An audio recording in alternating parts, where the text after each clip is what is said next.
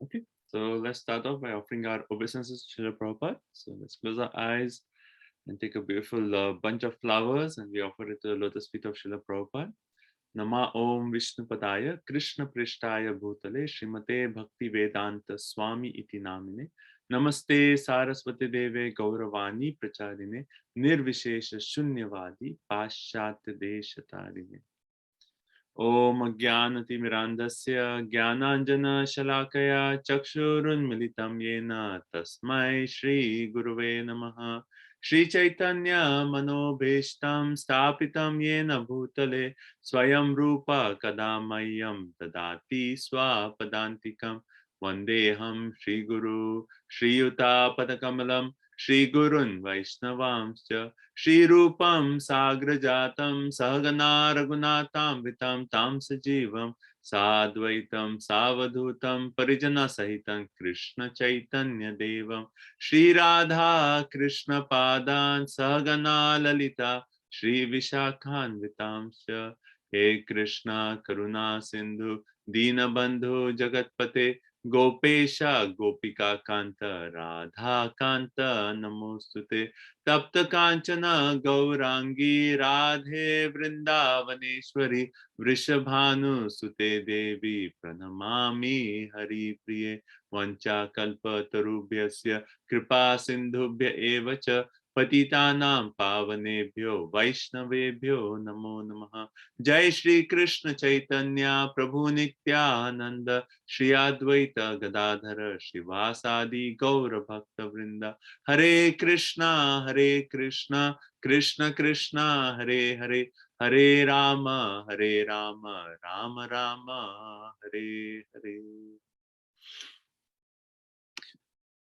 Sarva Shaptadi Piyusha, Sarva Vaideka Sakpala, Sarva Siddhanta Ratnadhya, Sarva Lokaika Dripada, Sarva Bhagavata Prana, Srimad Bhagavato Prabhu Kalidvanto Didatitya, Shri Krishna Parivartita, Parmananda Pathaya, Prema Varsha Aksharaya, Te Sarvada Sarva Sevyaya, Shri Krishnaya Namostute, Mad Eka Bandhu, Mad Sangin, Man Guru, Man Mahadana, मन निष्ठारक मन भाग्य मन आनंद नमोस्तुते असाधु साधु तादाइन अति नीचोच ताकरा हाना मुंचा कदाचिन मां प्रेम रित कंथयोस्पुरा ओम नमो भगवते वासुदेवाय ओम नमो भगवते वासुदेवाय ओम नमो भगवते वासुदेवाय नारायण नमस्कृत्यं नरं चैव नरोत्तमं देवीं सरस्वतीं व्यासं ततो जयमुदीरयेत् शृण्वतां स्वकथा कृष्णा पुण्यश्रवण कीर्तनं हृदयन्तस्थो अभद्राणि विधुनोति सुहृत्सतां नष्टप्रायेषु अभद्रेषु नित्यं भागवत सेवया भगवती उत्तम श्लोके भक्तिर्भवति नैष्टिकी. Hare Krishna. So welcome everyone. Thank you all so much for joining. So I'll start off with the overview and we'll go through the main sections of Kunti Maharani's prayers. And then maybe you all can do a little sharing and then we'll resume from where we stopped. We stopped at text number 25. So we'll start at that and we'll hopefully complete the chapter. Right?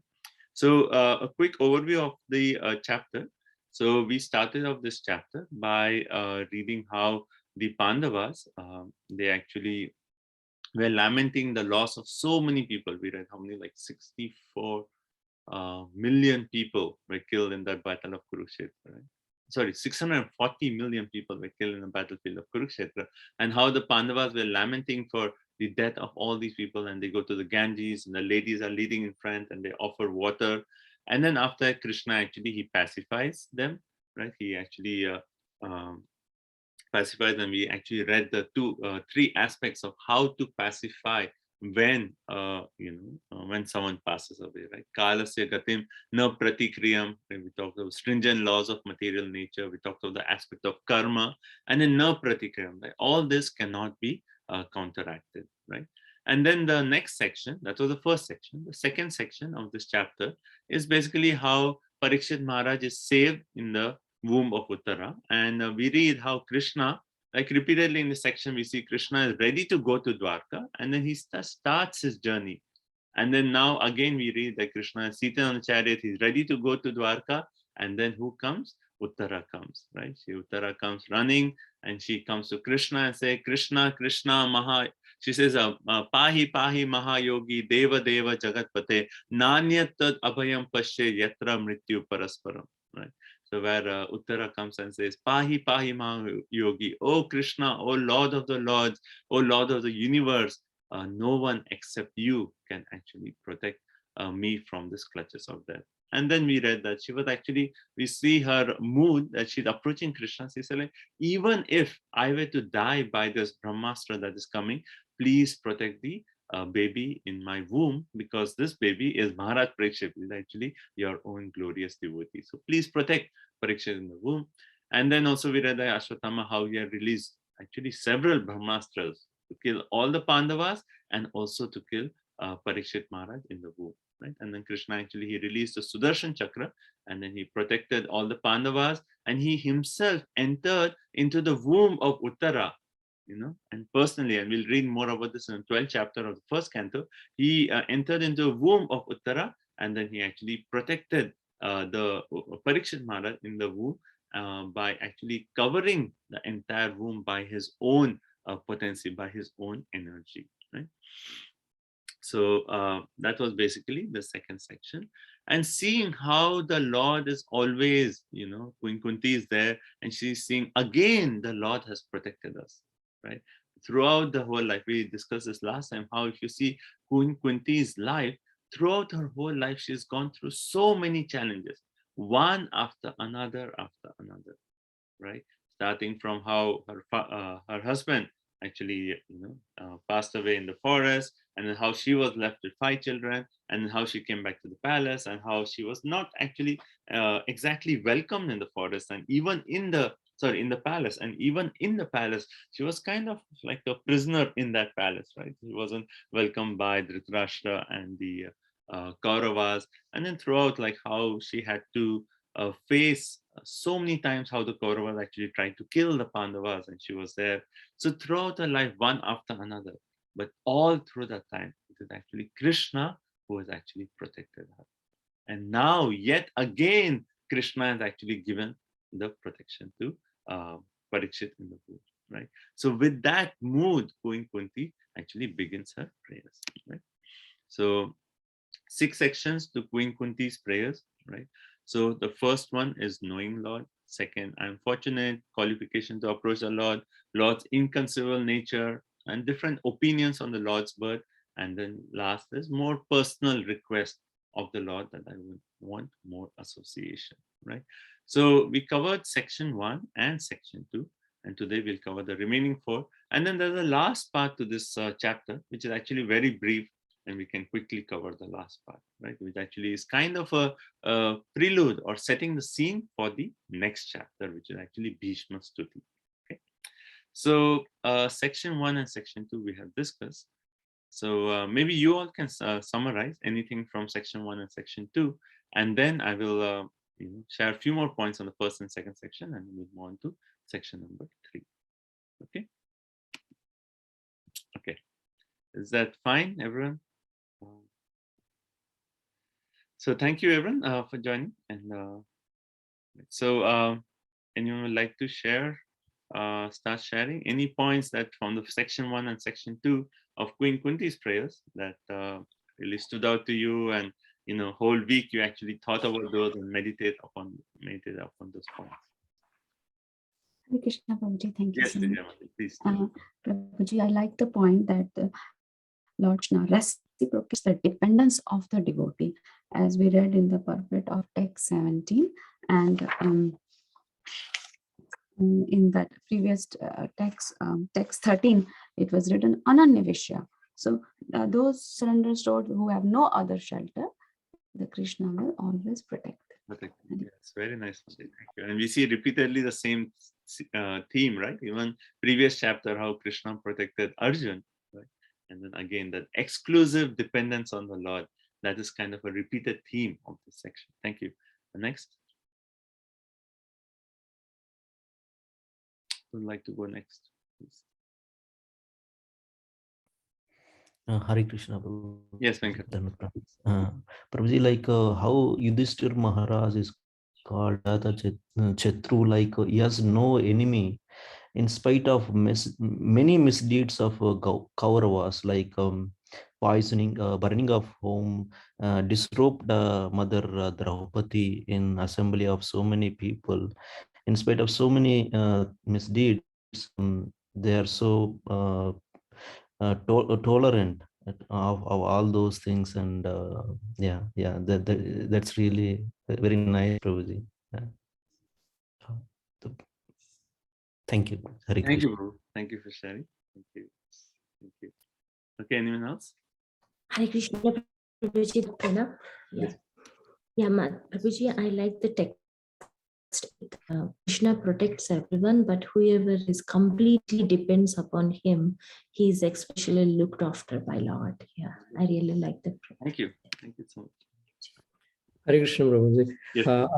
I like the point where in the Ashwatthama scene, Krishna doesn't make the decision. Like, he asks all the Pandavas and he takes, and, he gets input from everyone and makes, I like that point. Like, it's one of the, for meditation and, practice in the life. Like, don't make a decision and take the input before you make it. And Wonderful. Thank you, Prabhu. Thank you. Okay. Anyone else? Okay. I like the point that it's the Janmaishwarya Shuddha Shivya verse where Prabhupada says that chanting, it depends on the quality of our chanting. Like a helpless man can feelingly utter the holy name, whereas a man who utters the same holy name with great material satisfaction can't be so sincere. So I was meditating on that, how to chant with more feeling. Nice, very nice. So we haven't come to that section. Okay. Will we go there? Yeah, Okay. this is our first we'll discuss. Yes, thank you. Thank you. Okay, anyone else? Go ahead, anyone else would like to share? Hare Krishna. Yes, Vijay Radhika. Yeah, the 25th verse where let the calamities come again. That's the most famous verse which we all know, and that is my favorite verse. Thank you. Thank you, Mataji. Okay, anyone else? Hare Krishna, Prabhuji, Dandavat Pranam. Yes, Mataji, please. Yeah, I like everything, but like Kunti Mata's prayer is very, very good and very deep and very, very touchable, and we have to like apply. I have to apply for that one also. So like 18 and 21, it's very nice. How Kunti Mata glorified Lord Krishna in the one is say like Namaste Purusham Tvadyam Ishwaram. You are the original, the Lord, and you protect us, and lots of stuff Kunti Mata explained. It's very good. It's Hare Krishna. Thank you, Mataji. Okay, anyone else? Prabhu, I like the point in the in verse 25 that Vishwanath Chakravarti Thakur makes that statement. To give benefit to us, you destroy unsteadiness caused by intoxication with material comfort by giving the ointment of dangers arising out of your mercy. Mercy. Thank you. Wonderful. That was the point we posted last time, right? It's like such a nice point. Thank you for bringing that up.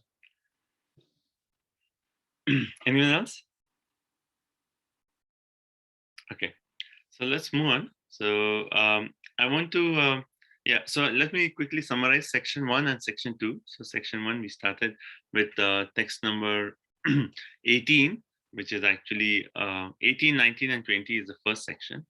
And she actually, Queen Kunti is starting off her prayers by actually saying, Namaste Purusham Tadyam Ishware Prakrite Pranam Alaksham Sarva Bhutanam Antar Bahir Avasthitam. Right? So she's actually saying, oh, Krishna, I'm not addressing you as my nephew. But now she's saying, Namaste Purusham Tadyam, you are actually the original supreme personality of God. Right? Ishware Prakriti Param, you are actually a supreme controller, you're beyond the influence of the three modes of material nature.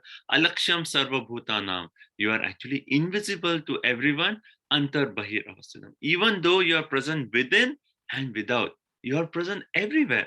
but still you are actually invisible to the living entities.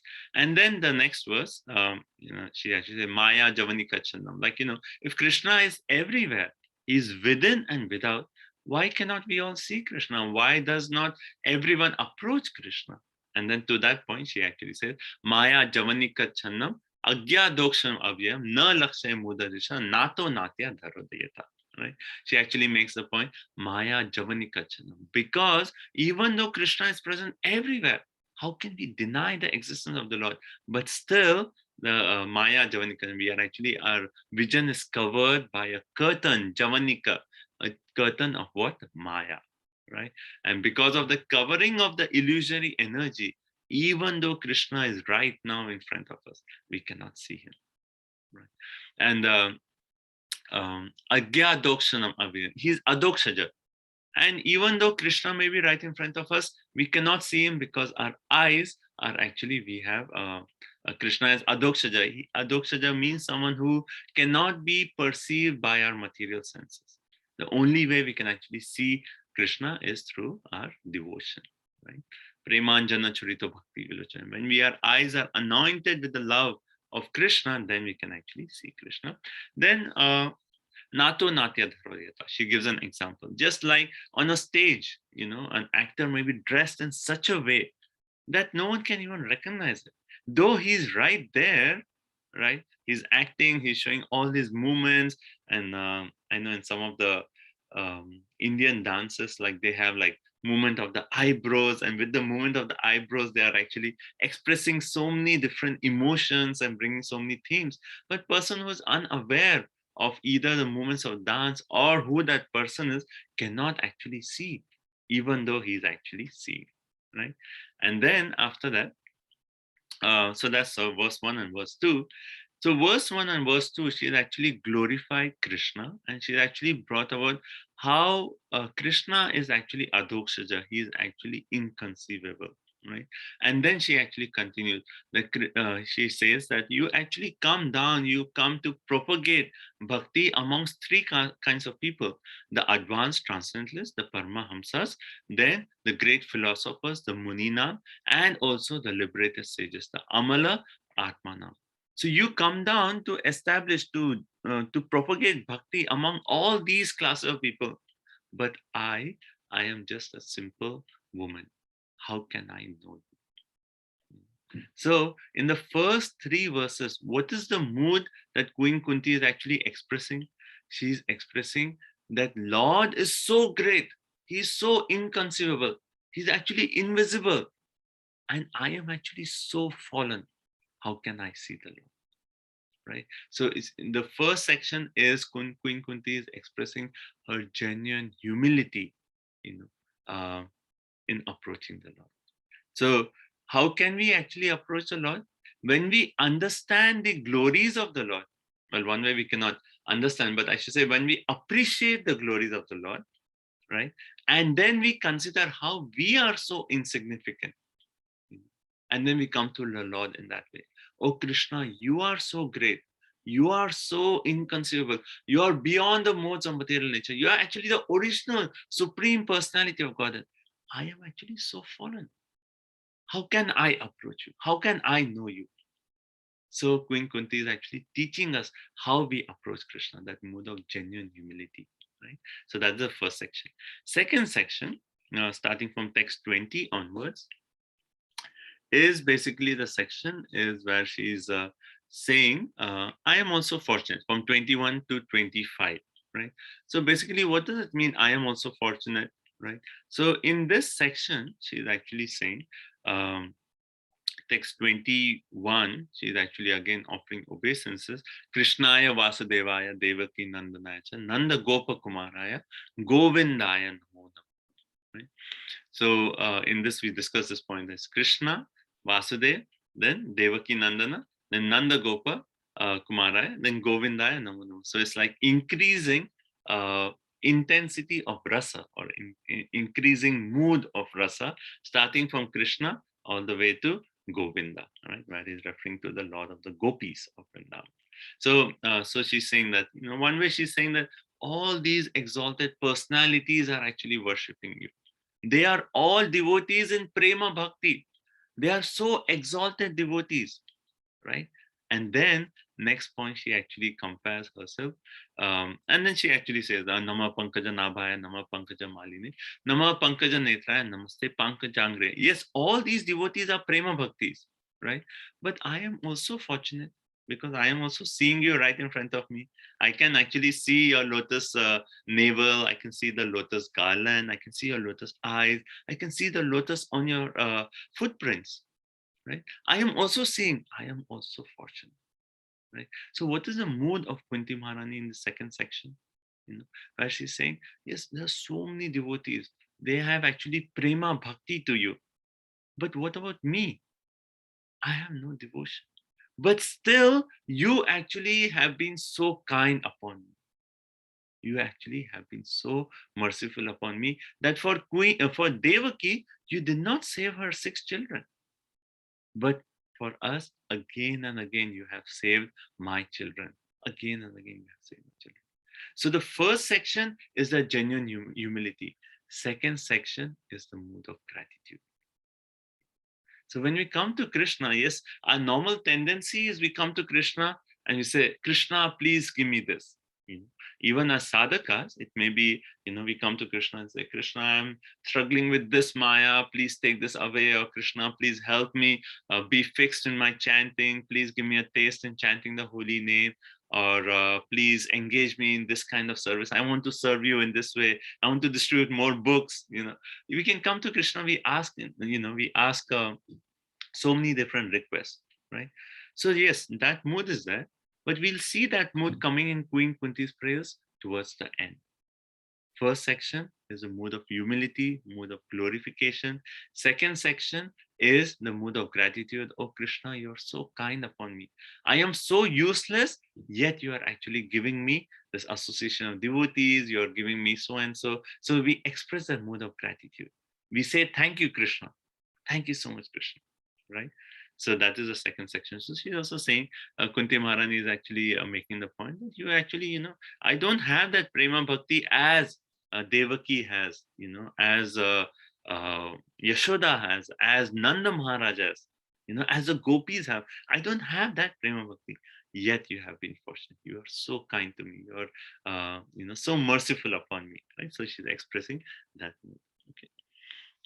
And then we also read that in that second section, she actually says that, you have saved us. She's expressing her gratitude in the way and actually pointing out that you saved us from that poison, right? When Bhim was poisoned, you saved us from the great fire in that house of lac. You saved us from, demons like the Hidimba.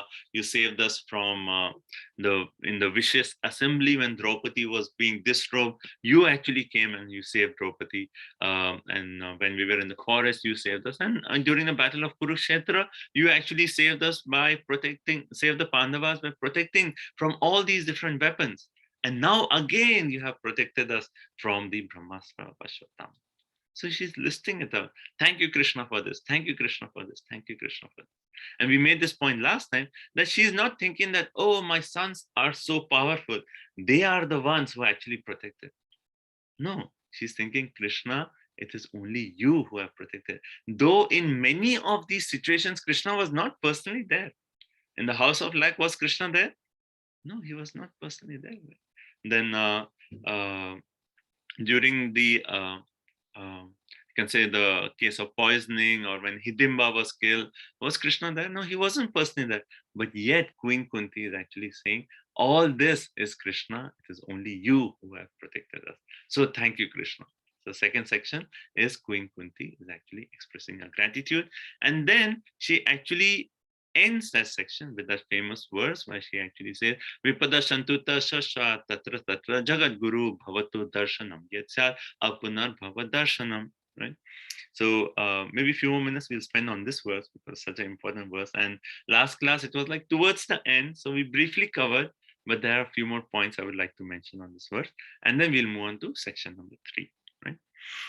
So in this section, in this verse, text 25, she's actually praying for more calamities, right? She's actually, and we discussed this last time, that her calamities are not some simple calamities that we may experience. Like it could be calamities like, oh, today my stomach is aching, or I have headache, or nausea, whatever. It's not like that. Her every situation is kind of a life-threatening situation, right? And yet she's actually praying, yes, these most intense situations, let them come back again and again. Why? Because when these situations comes, Krishna, you're personally with us, right? So now when everything seems, oh, everything is okay now, Yudhishthira established the king. In the starting of this chapter, we read that how Yudhishthira performed these 3 Ashwamedha Yajna. He's, everything is perfect. So now you're leaving us, So maybe let these problems come again and again, because we want you. We want you, Krishna. We only want you. So that's her mood where she's actually making this point. So this verse is actually like changing the entire perspective to problems that we face. In general, if you see any religion, mostly they have the conception that let us, oh God, please take away all my problems. Please take away all my problems. I have, this financial difficulty, health issues. Krishna, please take them all away. And in Bhagavad Gita, Krishna actually says that point, right? Chaturvidha bhajante mam, right? So 4 kinds of people, they actually approach Krishna, right? Those are distressed, those are inquisitive, those are wanting money, or those are just jnanis, in quest for knowledge, right? So these 4 kinds of people. So in general, like people, when they have problems, they come to God and say, God, please take away these problems. Those are pious, they turn to God, right? Now this verse is just giving a totally different dimension on problems, right? Where Kunti Maharani is actually making the point that a real problem that we have, actually the only problem that we have, is our forgetfulness of Krishna. That is the only problem that we have. So for that main problem, if I have to face problems of this material nature, maybe that's okay. It's okay to face those problems, because when I'm facing those problems, then the real problem, which is forgetfulness of Krishna, that is solved. So our only problem is that of forgetfulness of Krishna. So by Kunti Maharani quoting this verse, she's actually saying that actually Krishna, when the problems are coming, it is actually Krishna's mercy. It is an opportunity for us to come closer to Krishna, to really connect to Krishna, to actually accept Krishna. Krishna, you are my only shelter, exclusive shelter. And that's giving the opportunity. And how Rohini Nandan Prabhu also quoted that how Vishwanath Chakravarti Thakur actually makes the point that he says these problems are actually like ointments to take away, to destroy our unsteadiness in our sadhana, right? When everything is going well in our life, then our japa also, because we do it every day, we get complacent in our sadhana. Right? But as soon as there is a problem, we actually immediately, Krishna, please help. Hare Krishna, Krishna Krishna, Hare Hare, Hare Rama, Rama Rama, Hare. We are personally calling, Krishna, please help. You are there. Now when the problems are there, then we are thinking, Krishna, you are there in your holy name. You are not different from your holy name. So Krishna, you are there. Please help. So we are personally connecting with Krishna. So the problem that way is actually destroying that unsteadiness in our sadhana. And hence Chakravarti Pad is actually saying it is like an ointment to take away the unsteadiness in our sadhana. In this context, like if you hear Prabhupada's lecture to this verse, he quotes one famous verse from the 10th canto of Srimad Bhagavatam. I hope many of you have guessed this verse. This is in Prayers of Brahma. Anyone would like to say that verse? Quickly unmute and tell that verse. Tatenukampam susamikshamano. Thank you so much, Prabhu. Tatenukampam susamikshamano bhunjan evam kritam vipakam ridvag vapuvar vidadan namaste jivetayo tirpate sardayam. So this is actually 10th canto, 14th chapter, text number 8. Okay. So let me just pull up. Yeah. Okay. So I have the verse here. So maybe I should share my screen quickly, just so you all can see the verse. So this verse is actually comes in Brahma's praise. So everyone can see my screen? Yeah, okay. So this is a verse here. Tatena Kampa Susim Gunjan Evatma Kritam Rupakam Ridvag Babudve Vidanan Namaste Jivetayo Mukti Pade Sadaya Bhav. So this verse actually says, my dear Lord, one who earnestly waits for you to bestow your causeless mercy upon him, all the while patiently suffering the reactions of his past miltis and offering you respectful obeisances with his heart, words, and body, is surely eligible for liberation, for it has become his rightful claim. Right. So basically, here Brahma is actually making the point. He's not saying that, take away my problems. He's actually saying all the while patiently, if somewhere, just tolerates all the problems, and while he's tolerating, he's just patiently waiting. Oh, when will Krishna shower his mercy upon me?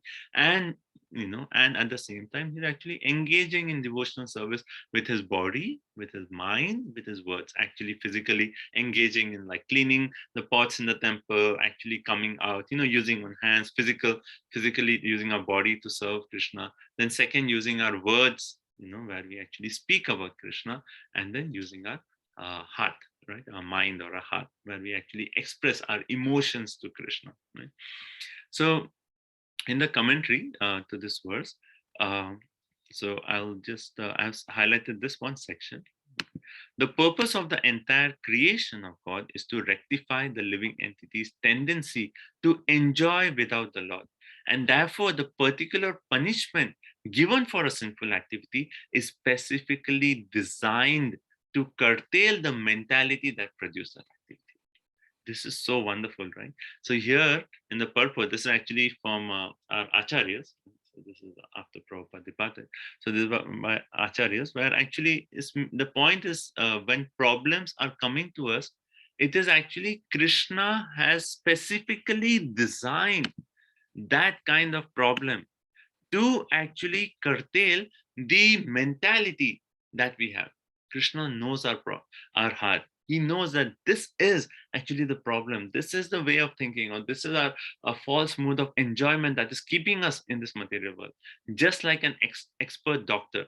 An expert doctor knows exactly. He says, oh, I know the problem. This exactly is the problem. He can pinpoint the problem, and he'll give us a solution right for that. He'll not beat around the bush and say, oh, you take this medicine and this medicine and this medicine. No, he'll say, exactly, I know this is the problem, this is the solution. And Krishna is actually exactly telling us here in the purport is saying that Krishna is giving us the problem. The problem is, okay, you're eating too much sweets, right? Or something like that. Specifically giving the problem. So the problems are specifically designed to curtail that mentality. And then one more important point here. Yeah, this unhappiness suffered by a sincere devotee is not technically karmic reaction, right? Karmani nirjahti kintu cha bhakti bhaja. Right? Brahma Samhita makes this point that all the living entities, starting from Brahma down to the insignificant ant, everyone is actually under the laws of karma except a devotee of the Lord. So this unhappiness suffered by a sincere devotee is not technically a karmic reaction. Rather, it is the Lord's special mercy for inducing his devotee to completely let go of the material world and return home back to Godhead. Right? Rather, it is the Lord's special mercy. And then there's one more beautiful thing here.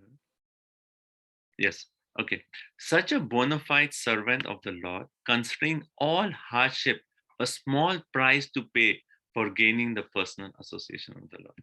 So basically here the point is, what are we willing to give, or what sacrifice are we willing to take to actually receive that personal association of the Lord? And this is actually, from Bhagavatam, two things are happening from Bhagavatam. One is theoretically, we are actually understanding the glories of the Lord. And second is we are actually developing that inclination to come to Krishna, right? So here, if one really thinks that, okay, this lifetime, is in one lifetime, if I can, tolerate the problems, I can really focus on Krishna, then that's it. I'm going to get personal association of Krishna. To get that personal association of Krishna, are we willing to take up, sacrifice our material comforts? Are we willing to take up anxieties to serve Krishna? And this actually Prabhupada makes this point in his conversation with Tamal Krishna Maharaj. He actually makes the point: how do we progress in our devotional service? And what this actually Tamal Krishna Maharaj is asking this, it's not, I'm just rephrasing, I don't remember the exact quote, but Prabhupada actually, he says, through anxieties. And what does it mean, anxieties? When we go out to distribute books, we actually say, take up the process of chanting Hare Krishna and you'll get free from all anxieties. And now we are saying that the way to progress is actually we have to accept anxieties. But what kind of anxieties? Anxieties in serving the mission of our spiritual master. Anything we do in this material world, any endeavor, any project, okay, I want to do this project for Krishna, there are going to be anxieties. But when we are accepting those anxieties in service of Krishna, then those anxieties will actually help us. But what is the final prize that we are getting? Imagine getting that personal association with Krishna. There is a beautiful painting, I think many of you have seen, where Krishna is actually embracing Gopakumar, right? I think many of you have seen that painting, right? It's so beautiful, right? Krishna is embracing, Gopakumar is right there, and around there's like Vrindavan, all the covered boys and everyone are around. Such a beautiful. Imagine that, getting that perfection, where we can be back with Krishna, back with our dear Lord. What are we willing to sacrifice for that?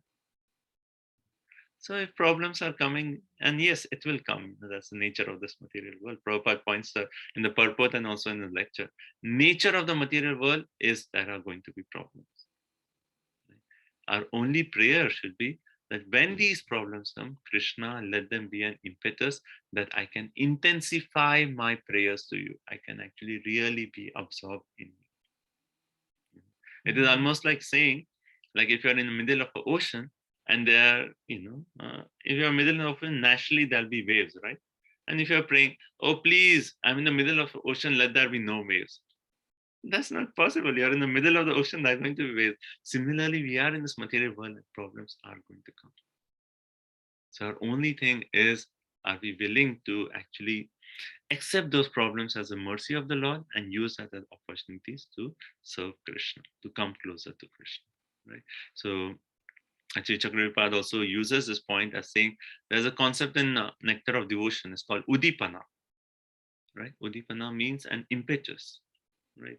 Just the example is given, like if a mother is away from her child, and if she sees, oh, there is a child's toy, immediately she remembers. So that is an impetus. So here, Chakravarti is saying that the problems are actually an Udipana for our spiritual life. And there's one more in the purport, actually, in the purport. Prabhupada, he exactly translates one entire verse from the 10th canto of Bhagavatam. So I'll just share my screen again. He doesn't quote the verse number, but he actually has the entire translation in his purport, and it is actually 10:14:58. Samashrita ye pada pallav plav mahat padam punya yasho murare bhavam buddhi vatsa padam param padam padam padam yad vipadam natesha. Right. So this verse is also again from Brahma's prayers, 10:14:58. For those who have accepted the boat of the lotus feet of the Lord. Right. This material world is compared to an ocean, and what is the boat? We read previously one more boat. What is that? Hari Charnanu Vananam. Right. We read that the boat is Etadi Atura Chitaram Matra Sparsha Sayamu Bhava Sindhu Plavadrishta Hari Charyanu Vananam. The boat is the holy name. Here, this verse is saying the boat is the lotus feet of the Lord. So we accept that as a boat, who is the shelter of this cosmic manifestation, who is known as Murari, the enemy of Mura demon. For him, those who accept the boat of the lotus feet of the Lord, the entire ocean of the material world is actually reduced to the water in the hoof print of a calf, right? And then their goal is Parampadam, which is Vaikuntha, where there are no miseries, not a place where there is danger at every step. What is the nature of this material world? Padam padam yad vipadam natesham. At every step, there is actually danger, right? So that is the Prabhupada quotes this verse exactly in the purport. Okay. So stop this screen. Okay, so that is our text 25. Okay, so now we'll move on further.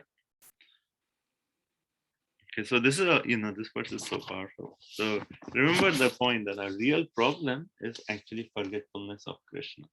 And for that, to overcome that problem is actually whatever is coming, you should try to accept that. Okay. So now we'll move on to text 26. So this is the third section. Okay. So how does the second section connect with the third section? So in the second section, Queen Kunti has already said that I'm actually rejecting all material comforts. I'm actually welcoming the problems. Right? So to elaborate on that how the opulence or the security of the material world is actually a danger to our Krishna consciousness, or the comforts is a danger, she's actually elaborating on this point further in the next section. Okay. So this is also a famous verse, text 26.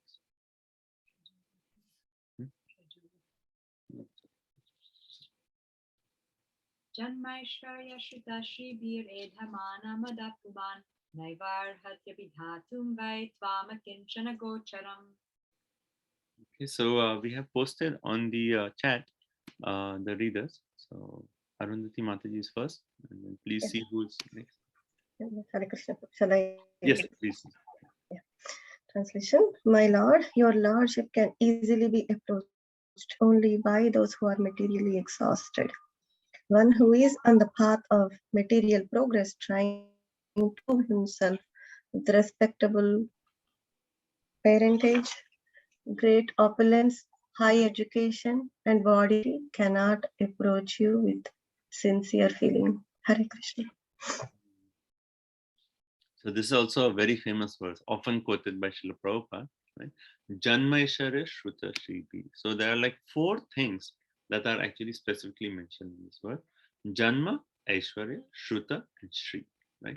So these 4 things are actually everyone in this world is actually hankering for these 4 things.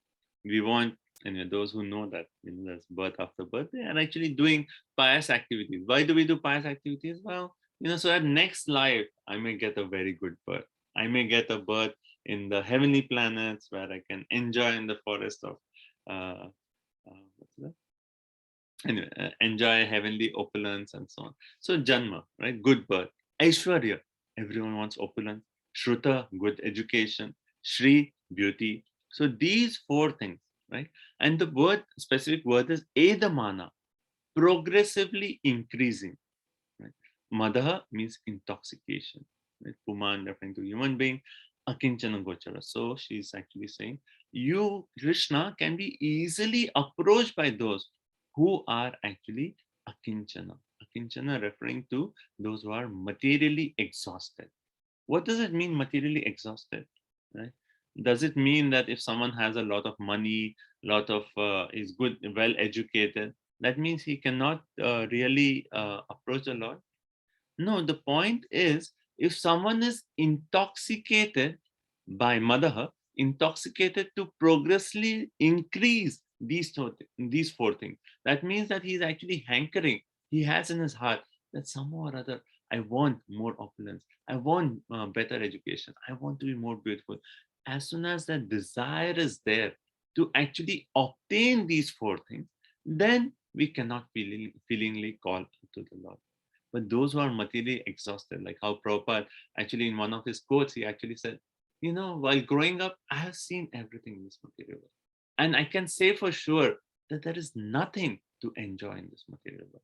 Like if you go to Mayapur, there's one, I think it is in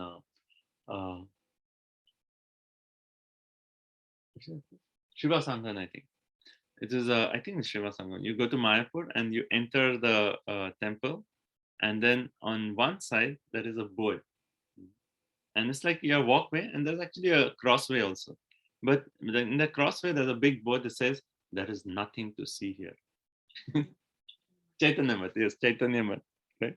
So it's interesting. You're just walking in the temple, there's a walkway, and then there are 2 ways, and they have put up a big sign. There is nothing to see here. Not naturally, because people actually tend to go that way, but they want to make the point that this is just the ashram. Don't come here. But they say there is nothing to see here, right? So basically the point, Vaishnav Prabhu quotes this in his lectures and says like, we should have that conviction that in the material world, there is nothing more to enjoy. those who have that conviction, they can easily approach them, right? But those who are actually keeping hope in this material world, that yes, I can enjoy this material world, I can get more opulence, I can get a good birth, I can get better education, I can get this. If we have that hankering, even the slightest hankering, then we cannot willingly call to them, right? So that is this verse, right? So those are Prabhupada particularly makes a point. One who is on the path of material progress, trying to improve himself, with these four things, cannot approach you with sincere feeling. So in this purport, like Ratna Radhika actually quoted that point. In this purport, Prabhupada actually makes a point. Yeah. So consequently, this is like almost 7-8 line into the purport, where the Prabhupada said, consequently, such materially puffed up persons are incapable of uttering the holy name of the Lord by addressing him feelingly. O Govinda, O Krishna.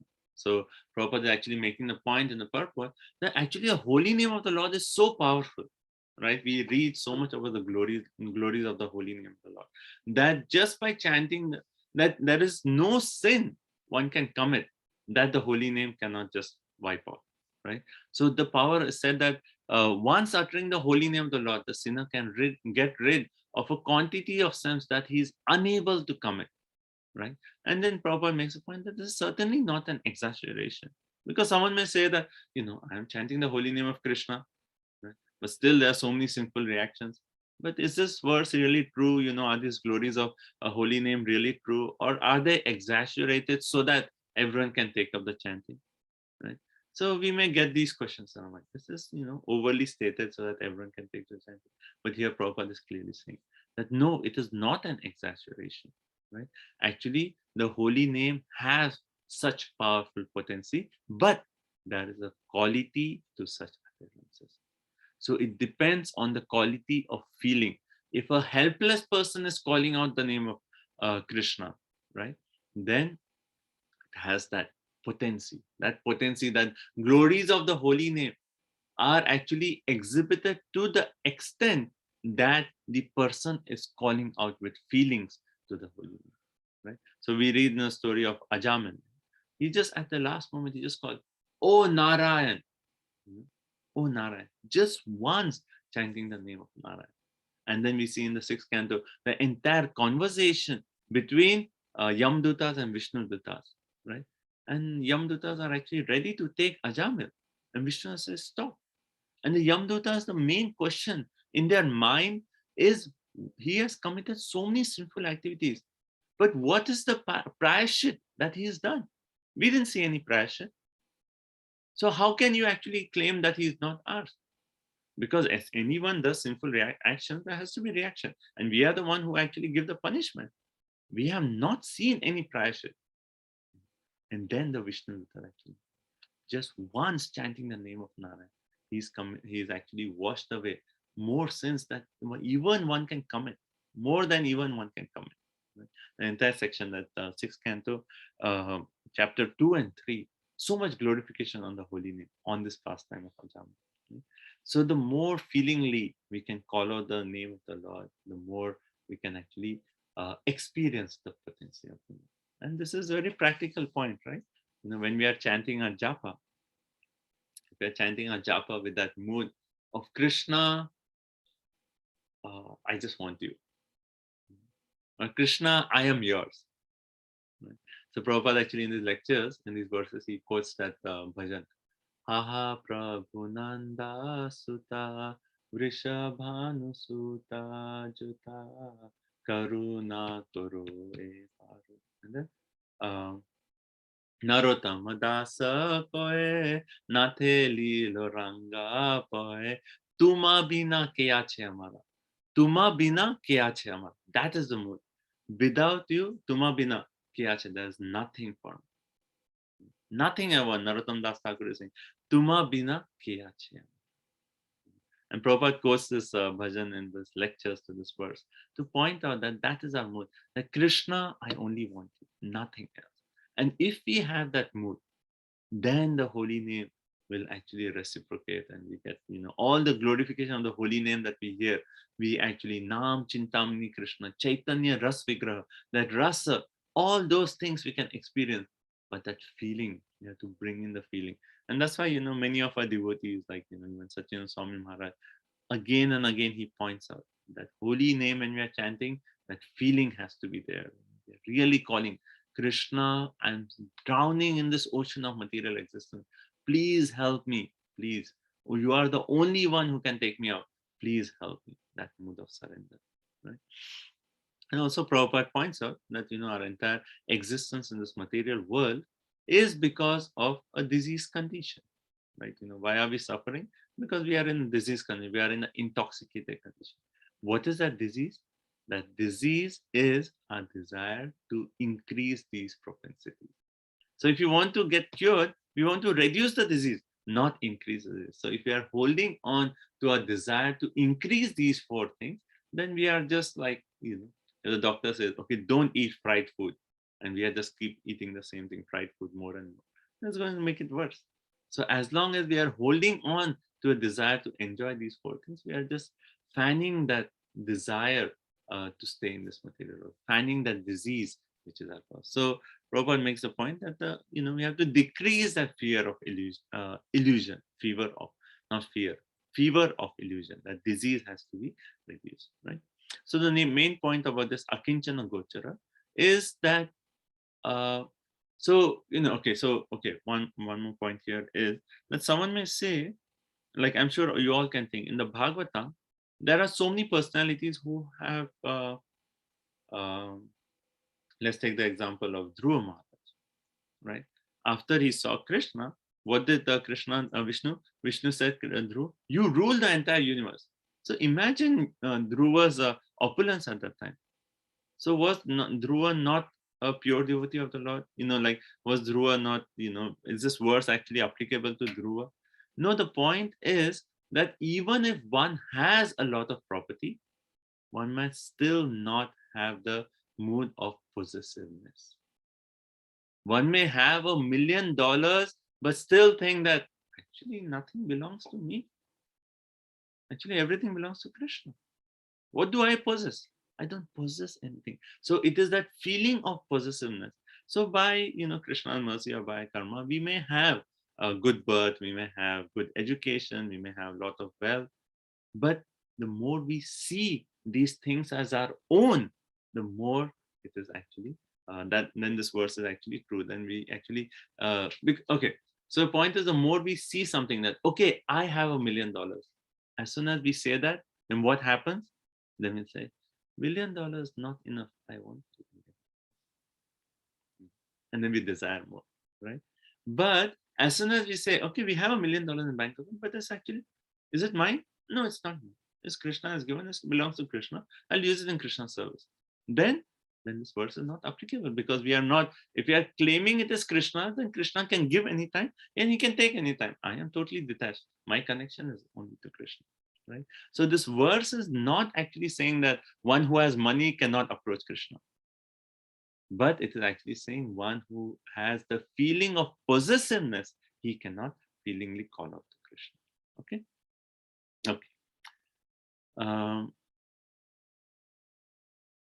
Okay, let's see. Yeah. Okay, so now we can move on to, so it is that mood of the false proprietorship, the mood of myness or I-ness, that is the problem, right? Okay, now we'll move on to text 27. Namo kinchana vittaya nivritta gunavrittaye atma ramaya shantaya kaivalyapataye namaha. Who's next? Please. Translation: my obeisances are unto you. You are the property of the materially improvised. You have nothing to do with the actions and reactions of this material modes of nature. You are self-satisfied, and therefore you are the most gentle and are master of the monoists. So in this verse, basically having said that how Krishna can be easily approached by those who are akinchana, right? That Krishna is actually a property of those who are akinchana. Here, further, Queen Kunti is also saying, what is Krishna's relationship with other people? other people. So it talks of Krishna's relationship with different kinds of people. So let's see. So Namo Kinchana Vitaya. So that is one point, right? So the one point is in this verse, Queen Kunti is pointing out that how Krishna reciprocates with different kinds of personalities, and that will actually lead to the next few verses where Queen Kunti is pointing out that how Krishna, even though he reciprocates with different people in different ways, he's still impartial, right? So that point is going to come later on. But in this verse, Namo Kinchana Vitaya means Kinchana Vitaya means you are the property of those who are materially impoverished. Means basically those were the previous word where someone can just say, oh Krishna, that's all. Only thing I want is Krishna. Krishna, you are mine, I am yours. That is our only relationship. Nothing else matters. So so here Krishna, she's actually saying Namaha, offering obeisances. You are the property of those pure devotees, right? So Krishna is the property of the devotees of himself, right? Even in the 9th canto, when there's a story with Durvasa Muni, right? When Durvasa Muni actually comes to Krishna, Sudarshan Chakra is actually right behind him. He's running in the fear of the Sudarshan Chakra, right? And then finally he comes to Krishna and he says, oh Krishna, only you can save me, right? Other than you, there's no one who can save me. Please save me. And then what does Krishna say? He says, Aham bhakta paradhino hi asvantatra hi dvijaha sadhubhir grasta hridayo bhaktir bhakta jana priyaha. He actually says, Aham bhakta paradhina. He says, I am actually completely under the control of my devotees. Actually, I am not independent.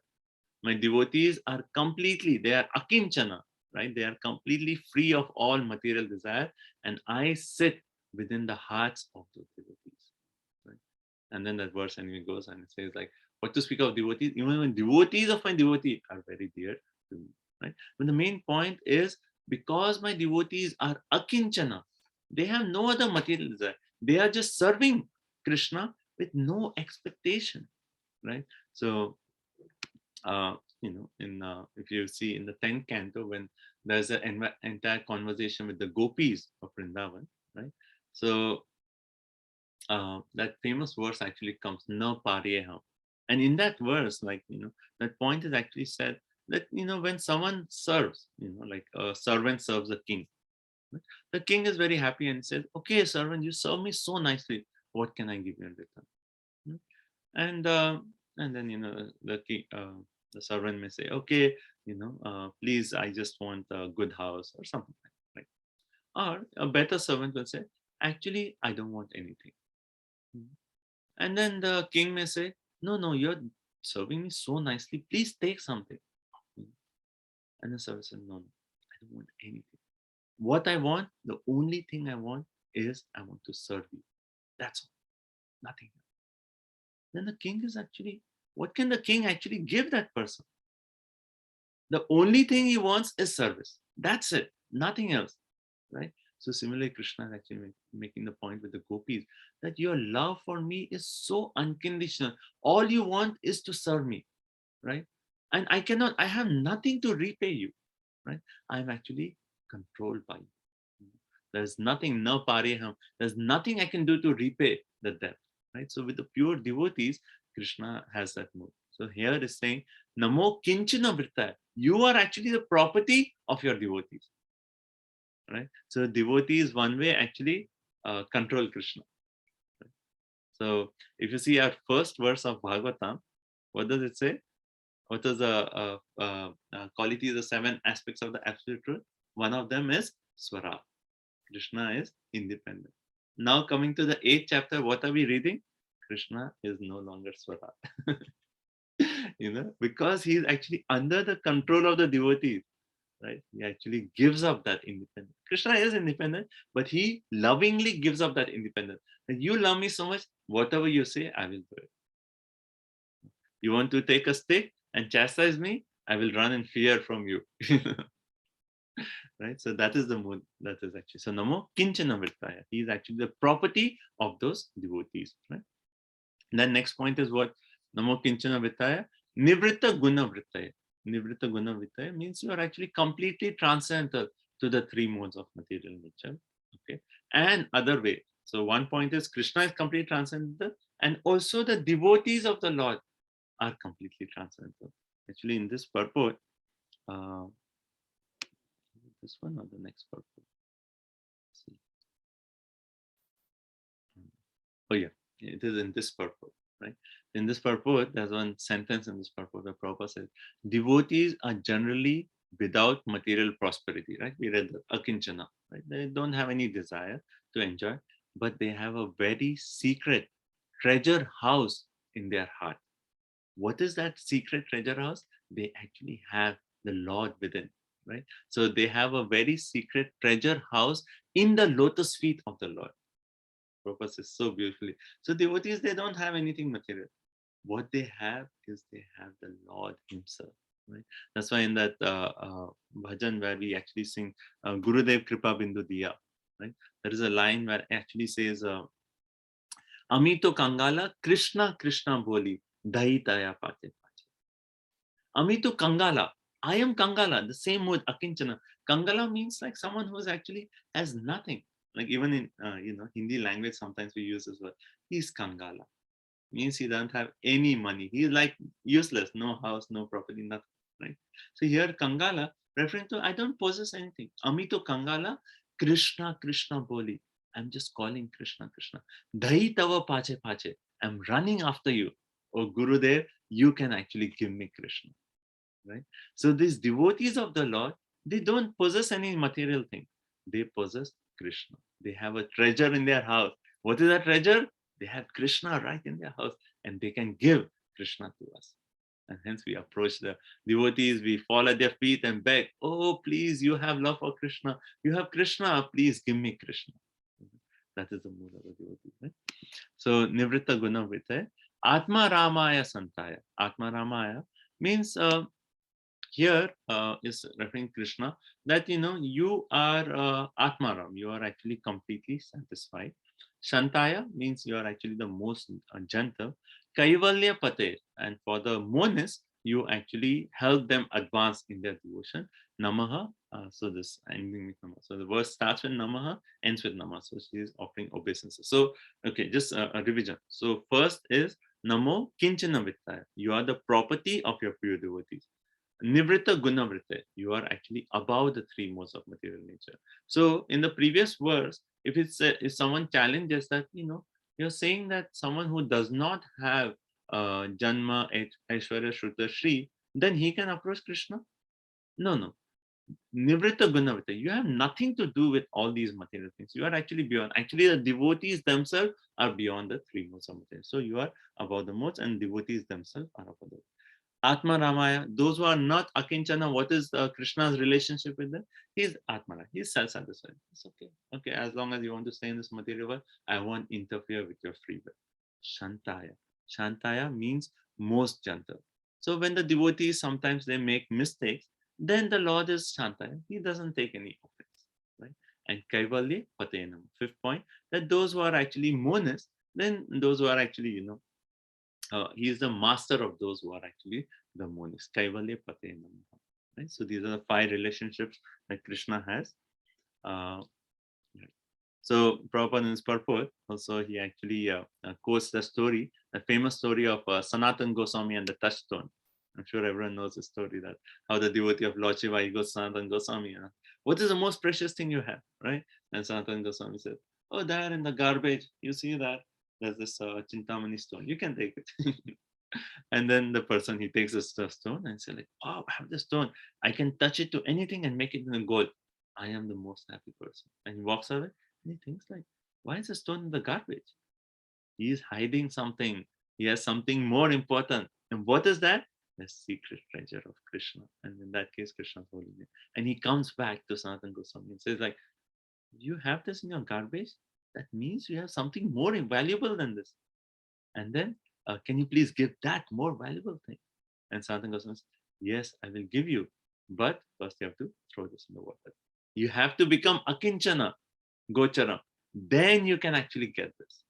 Right? So he actually goes and throws it in Yamuna. And then he comes back. Sanatan Goswami gives him the holy name. Right? So Prabhupada makes another very interesting point to the story. He continues the story and he says, actually, this story is told just for us to realize the importance of Krishna, the importance of the holy name. But as such, those who are pure devotees of the Lord, even if there's a Chintamani stone, they will actually use that in Krishna service. They won't just put them in the garbage. So the story is actually given to us so that we can differentiate between matter, spirit, and this is just material. More spiritual is more important. But for pure devotees, they see everything in relationship to Krishna. Right? So Prabhupada makes that point in relationship to Sanatana. So, okay. So next we'll go ahead. Text 28. Manye tvam kalamishanam anadi nidhanam vibhum samam charantam sarvatra bhutanam yanmita karihi. My Lord, I consider your lordship to be eternal time, the supreme controller without beginning and end, the all-pervasive one. In distributing your mercy, you're equal to everyone. The distinction between living beings are due to social intercourse. So, one may say that previous verse 27 means that the Lord is partial, right? We talked of 5 different ways that he relates to people. He's self-satisfied with the non-devotees. He forgives the offenses of devotees. That is partiality. Like for the non-devotees, you are actually, Atmara. But for the devotees, when they make mistakes, you don't see. You just close your eyes. You're nimisha. Like Anish, we make that point. When the devotees make a mistake, Krishna just closes his eyes. When Krishna devotee does anything good, Krishna opens his eyes like Jagannath and sees what wonderful things that the devotees are doing. Right? So Krishna is partial, right? Right? So here she's actually making a point. No, we cannot say Krishna partial. She's saying, in distributing your mercy, you are equal to everyone. You're equal to everyone. And to elaborate that point of equality, that how Krishna is not partial, she actually elaborates and she says, I consider your lordship to be eternal time. And basically, that as eternal time, your Kala, as eternal time, whatever a person has done, you give them their reactions.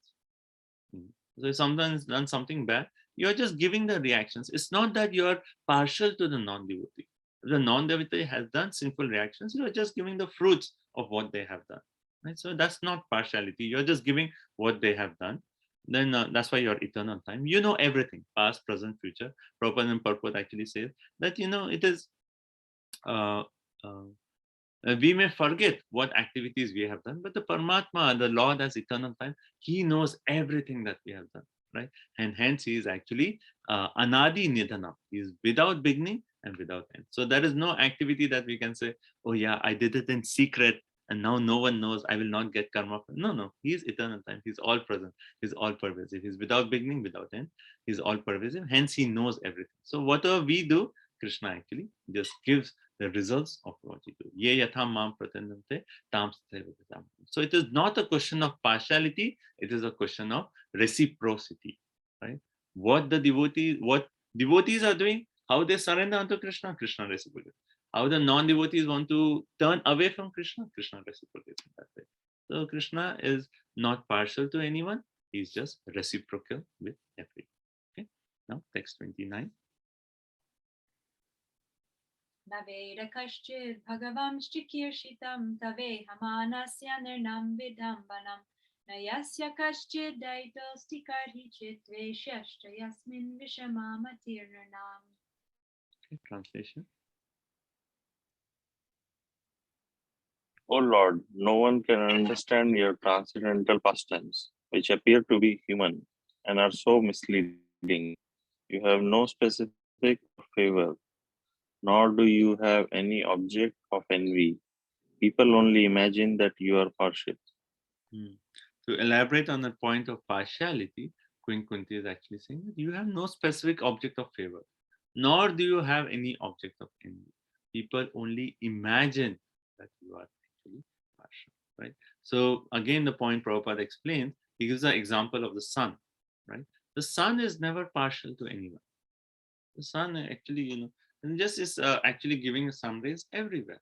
The sun is not saying, okay, I will give sun rays to this part, and this part is just water, ocean, I will not give. No, sun is not, partial. It's just giving sun rays everywhere. As soon as sun rises, everywhere the sun.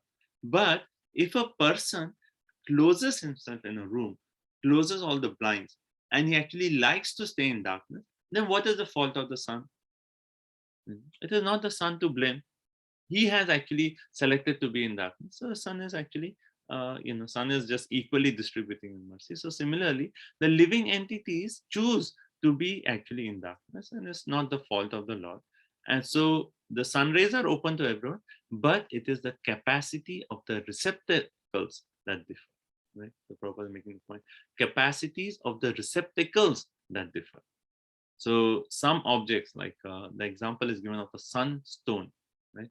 Some objects, like you can take a diamond also. When the sun shines on it, they shine so beautifully. Like when the sun rays falling on a diamond, the diamond shines so wonderfully, right? It's just like, enhances the beauty of the diamond, right?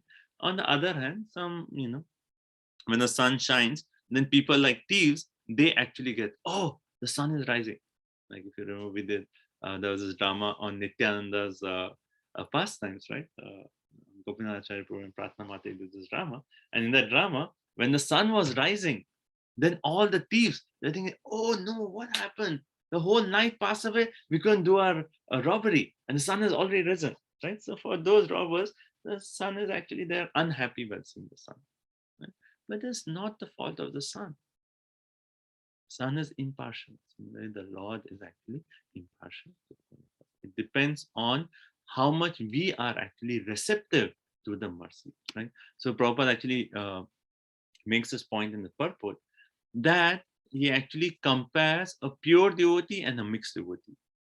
When we are actually approaching the Lord with some material desires, right? So we are saying, oh Krishna, please give me bhakti. But at the same time, at the back of our heart, we have a desire to enjoy material world. Then that desire to enjoy material world, against that akinchana principle, then the desire to enjoy the material world is actually blocking Krishna's mercy. So yes, Krishna's mercy is open to everyone, but if you're coming to Krishna just with an open heart, with sincere, Krishna, I don't want anything. Krishna, I only want you. Then Krishna's mercy is like unlimitedly open to us. But as soon as we actually approach Krishna with some material desire, then we are actually kind of blocking mercy. So that is the difference between a pure devotee and a mixed devotee. So Krishna opens himself to a pure devotee. He sells himself to a pure devotee. But mixed devotees, they have other desires. So Krishna gives mercy based on what is in their heart. So he is actually reciprocal in that way. Right? So, right. And also Prabhupada points out in this purport that, even he gives the example like how everyone who died in the battlefield of Kurukshetra, because they died in the presence of Krishna, they actually attain salvation. Right? And also Prabhupada in this lecture, he actually makes a point when Krishna kills a demon, just by Krishna killing the demon, all the demoniac tendencies are removed, that person becomes purified and he attains Sayuja Mukti. Just by one kill of Krishna. All the material desires are killed and then he attains that Sayuja Mukti. So that is Krishna's mercy on everyone. Like in the 7th canto, in the 1st chapter, actually 7th canto starts off with this question. Where because in the 6th chapter, there are like stories where we can see that the Lord is certainly taking sides with the demigods. Right? In the, like so many pastimes, like churning of milk ocean. It's like again and again the Lord is appearing. Why? To favor the demigods and to actually kill the demons. So like one may worry that, after seeing all those pastimes, one will say, surely the Lord is partial to the demigods. And Parikshit Maharaj actually starts the 7th canto with this question, where Parikshit Maharaj is asking, this, like, why is the Lord actually siding with the demigods? It appears that the Lord is actually partial. But the Lord cannot be partial because he is actually above the 3 modes of material nature. And he actually has a pure form full of bliss, and he has no material qualities. How can, please take away this doubt and please explain how the Lord is actually impartial, right? And then in relationship to that, Sukhdev Goswami actually he explains the influence of the three modes of material nature. That is not the law, this partial, but how the modes, how people are working under different modes, it actually brings a reaction based on that. The Lord is just eternal time, and by the influence of time, the modes are acting. So if someone selects a mode of goodness, then he'll get that result for that. Demigods are more in mode of goodness, then they actually attain that victory in that way. But it's not the Lord, it's based on the selection of the modes, and that point is explained. And then later on, the story goes on, and then Parikshit Maharaj says, well, I'll explain you further by the conversation between Narad Muni and Yudhishthir, and then Yudhishthir Maharaj asking the question that how did Shishupal get liberation? He was always blaspheming you. From the child, he was born and he was blaspheming Krishna. Then how come he got liberated? I saw his soul left his body and then entered into you. I saw that. Yudhishthira Maharaj is telling Narad, how can I understand that? At the same time, King Vena, he was so vicious, but he didn't get that Sayoja Mukti. How can I understand that? Right? And then Narad Muni actually makes the point that actually Krishna is he makes a point that Krishna is not affected by any of the praises or criticism. If anyone just approaches Krishna, Krishna is transcendental. Anyone just approaches him, he'll get purified. So even though Shishupal, he was blaspheming Krishna, but in that way, he was always thinking of Krishna, and hence he got purified. Which actually shows how Krishna is actually above the three modes of material nature. He is actually impartial. He's just reciprocal to everyone. Okay, so that is this verse here. Let's see. Okay, now we can go on to, I think that's 29 we read, right? I think that completes our, let's see. Okay, so 29 we read, right? Okay, so we'll do 30, 31, and then we'll actually open it up for some comments and questions. Okay, let's do 2 more. Janma karma cha vishvatman ajasya kartaratmanaha tiryan rishishu yadasu tat atyanta vidambanam.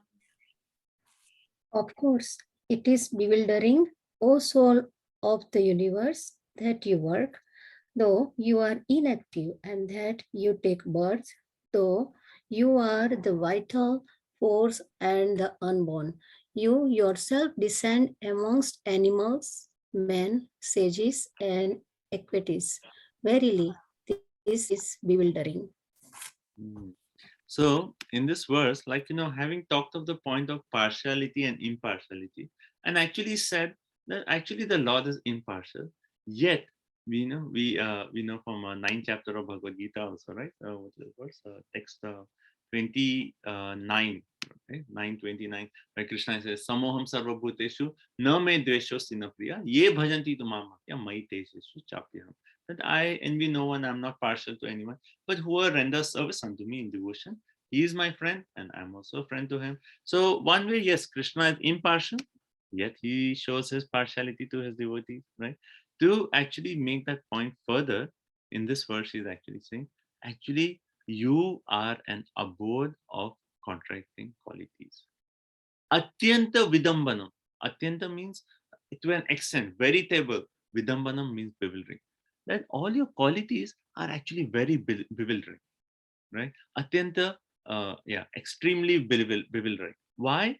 Because one way you're impartial, yet to your devotees, you show some partiality. How can we deny that? And here further she says, she gives 2 more aspects of contradiction. You work, and when Krishna comes, he actually does all the duties that he is in his so many different ashramas, like as the king of Dwarka, every day after he finishes morning puja and everything, then what does he do? So 16,108 Krishnas come from all the different palaces, and they become one Krishna, and then they go to the palace, right? And in the assembly hall. And then what is Krishna doing? Krishna is looking at all the affair. Oh, in Dwarka, this is happening, this needs to be done. Krishna is working. At the same time, he is beyond all this work, right? And then another contradiction, Krishna is unborn, right? Yet he's taking birth as a mother, as the son of Vasudeva and Devaki. Another contradiction, right? So actually, she's saying this is very bewildering. that you have all these contradictory qualities. So so 3 examples here come. In Ishomanishad in text 5, they have further contradiction. Tad ejati, tad naijati, tad dure, tad adantike, tad antar asya sarvasya, tatu sarvas yaya bhayata. Actually further, you walk, you do not walk. You are far away, you are near. You are within everything, yet you are outside. Right? So another contradiction. Then in Bhagavad Gita, in 9th chapter, text 4 and 5, it actually says, Maya tatam idam sarvam jagat abhyaktam murtanam matstani sarva bhutani na chaham tesha avasana. By me, in my unmasked form, entire universe is pervaded. All beings are in me, yet I am not in them. Again, contradiction. Nacha mastani bhutani pascham me yogam aishwaryam bhuta vrinna bhutasto mahatma bhuta bhavana. Yet everything that is created, it does not rest in me. This is actually my yogam aishwaryam, right? So what is the main point here, right? So all these contradictions are there, right? We cannot deny these contradictions, but these contradictions are proving the point how the Lord is actually inconceivable. Yogam, Krishna is telling Arjuna, behold my mystic opulence. That is actually the Lord is inconceivable, and these contradictions are actually ornaments of the Lord. When the atheists, they actually see these qualities, this contradiction, they say, see, that's why I told you the Lord does not exist. So atheists use these contradictions to make the point that, it is all mythology. But when devotees, they actually see this contradiction, they say, no, this is an ornament. This is actually really glorifying your quality, that you're unborn, yet you take birth, right? You do not walk, yet you walk, right? So you do not walk in the sense, there's no material way, you don't have material senses. Yet when devotees call you, you actually come. Right? You are far away, yet you are near. So all these contradictory qualities actually glorifies the inconceivable nature of Lord Krishna himself. Right? Okay, let's see. Yeah. So let's see what are the points here. Yeah, Atyanta Vidamvanam. This is bewildering to us. And let's see what this means. Right. Okay, so let's go. Let's go ahead. Text 31. So she gives an example of that further contradicting or the bewildering quality of Krishna. Gopyadate tvaikritagasi damatavadyate dashashru kalilanjana sambhramaksham bhaktram naniya bhaya bhavanaya stitasya samam vimohayati dhir apiyadhidheti. So in the previous verse, Kunti Maharani said that you are unborn, yet in Bhagavad Gita you are saying Janma Karma Cha Me Divya, one who actually knows about my birth. How is it possible? Like he is not born anytime, he is beyond birth, but still he's saying Janma Karma Cha Me Divya, right? He actually takes birth and then he doesn't have to work, but still karma is there, Janma Karma, right? He then does work. And then, so in this verse, he's actually giving an example for that. Okay, let's read the translation. My dear Krishna, Yashoda took up a rope to bind you when you committed an offense, and your perturbed eyes overflooded with tears, which washed the mascara from your eyes. And you were afraid, though fear personified is afraid of you. This sight is bewildering to me. Right, so the point of contradiction and bewilderment, she's actually giving a particular example. Now you can think about it. Queen Kunti, like we read about her examples with Devaki. Now we are reading her example with Yashoda. It is not something that, that we may say that, oh yeah, 5,000 years before Mother Yashoda was there, she did that. No, they have kind of that similar motherly affection for Krishna. Devaki, Yashoda, Queen Kunti, they are all like aunt, mother, in that level. So she's talking of her own, like a peers, like, oh yeah, Devaki is there. She has so much love for you. But I am also fortunate, even I have Yashoda, and now she's actually bringing up glories of Yashoda. So, and she's actually saying in this verse, Dama Tavat, right? Dama means rope, right? Damodara, right? One is actually tied with a rope, Damodar. Um, and Ashru Kalila, overflooded with tears, right? And then it's actually says Aksham eyes, and Bhaya Bhavana, by thoughts of fear, and Vimohati, this actually bewilders me, right? So what is the bewilderment here? Giving the example of Mother Yashoda, she actually says that Yashoda, that all these different personalities, they approach you with so many beautiful prayers. But Mother Yashoda is approaching you with a stick and a rope. You know, that is how Mother Yashoda is approaching you. And when she is actually approaching you, your eyes are filled with tears. You're crying. The ointment, the mascara in your eyes, that is actually you're rubbing your hands, and then the mascara is actually coming all over your reddish cheek, and your reddish cheek are actually becoming blackish. And the bewilderment is you were not feigning, you were not acting as if you're fearful, but you were actually fearful. This sight is really good, right? So we read one verse previously in the first chapter, I hope you remember, where it says that just by chanting the holy name of the Lord, right, the fear, if you consider all the fear in this material world together, right, that fear personified is actually fearful of the one who actually chants the holy name, or one who chants the holy name can get free from all that fear, right? Here the point is actually said that you that the fear personified is afraid of you, but when Mother Yashoda is chasing you, you are actually fearful. And this entire thing is bewildering to me. It is actually it's amazing how it is possible that Krishna is actually fearful. He is not feigning it, is not acting as if he's fearful. He's actually fearful that now my Mother Yashoda is chasing me. Now what will happen? She's angry, she's going to tie me, I cannot go play with my friends. What is going to happen now? So he's actually feeling that fear, right? Okay. Yeah. Okay, so in this purport, Prabhupada is actually making the point that the Lord is actually the Supreme Personality of Godhead, but at the same time, he becomes a plaything. At the same time, a plaything in the presence of his devotees. In the presence of his pure devotee, he just becomes an object of play, right? That sweet pastime. And here, Prabhupada actually makes the point that Supreme Lord accepts the loving service of his devotees more relishably when the service is rendered spontaneously out of pure affection, without anything of reverential admiration.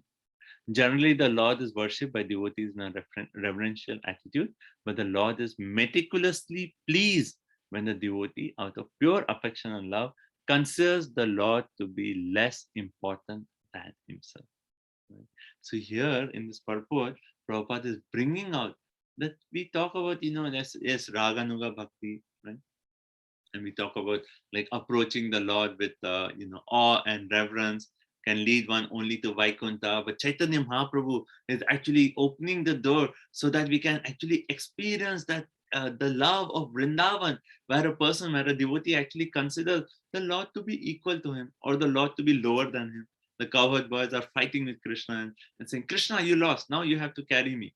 And then Krishna is saying, no, that was a banana peel, I slipped. I didn't lose. It was just there was a banana peel I slipped. That's why it happened. And then they have this sweet dealing. And then with Mother Yashoda, we are seeing right here, Mother is taking a stick and chastising Krishna, not Krishna's Supreme Personality. I don't care for all that. Even if Krishna is God, that doesn't matter to me. For me, he is my naughty child. He's broken the pot of butter. I have to punish him. And then with the gopis, when Krishna is sometimes late, then all the gopis with Lalita and Vishaka, they're ready to chastise Krishna heavily. Like, why are you late? Radharani has been waiting for so long, right? So this mood, so Lord Chaitanya Mahaprabhu is giving us access to this, the Vraj Prem, the Prem in Vrindavan, right? And one may say that, why do I care? For me, I'll just worship the Lord in mood of awe and reverence. That's okay for me. Vaikuntha is fine, who cares? But here the point is, the Lord is actually more pleased when the devotees are approaching him in that spontaneous mood without any reverential admiration. The Lord wants all of us to actually get entrance into the Vraj pastimes. And that's why he's actually come as Goloka Vrindavan, as a Sri Chaitanya Mahaprabhu to give us access to Goloka Vrindavan. Right? The Lord is meticulously, so you see the word meticulously pleased when the devotee, out of pure affection, considers him to be equal or lower than him, lower than the Lord himself. And the Lord Krishna loves that mood, right? And hence he's coming as Sri Chaitanya Mahaprabhu to give us access to that mood. Okay. So let's see.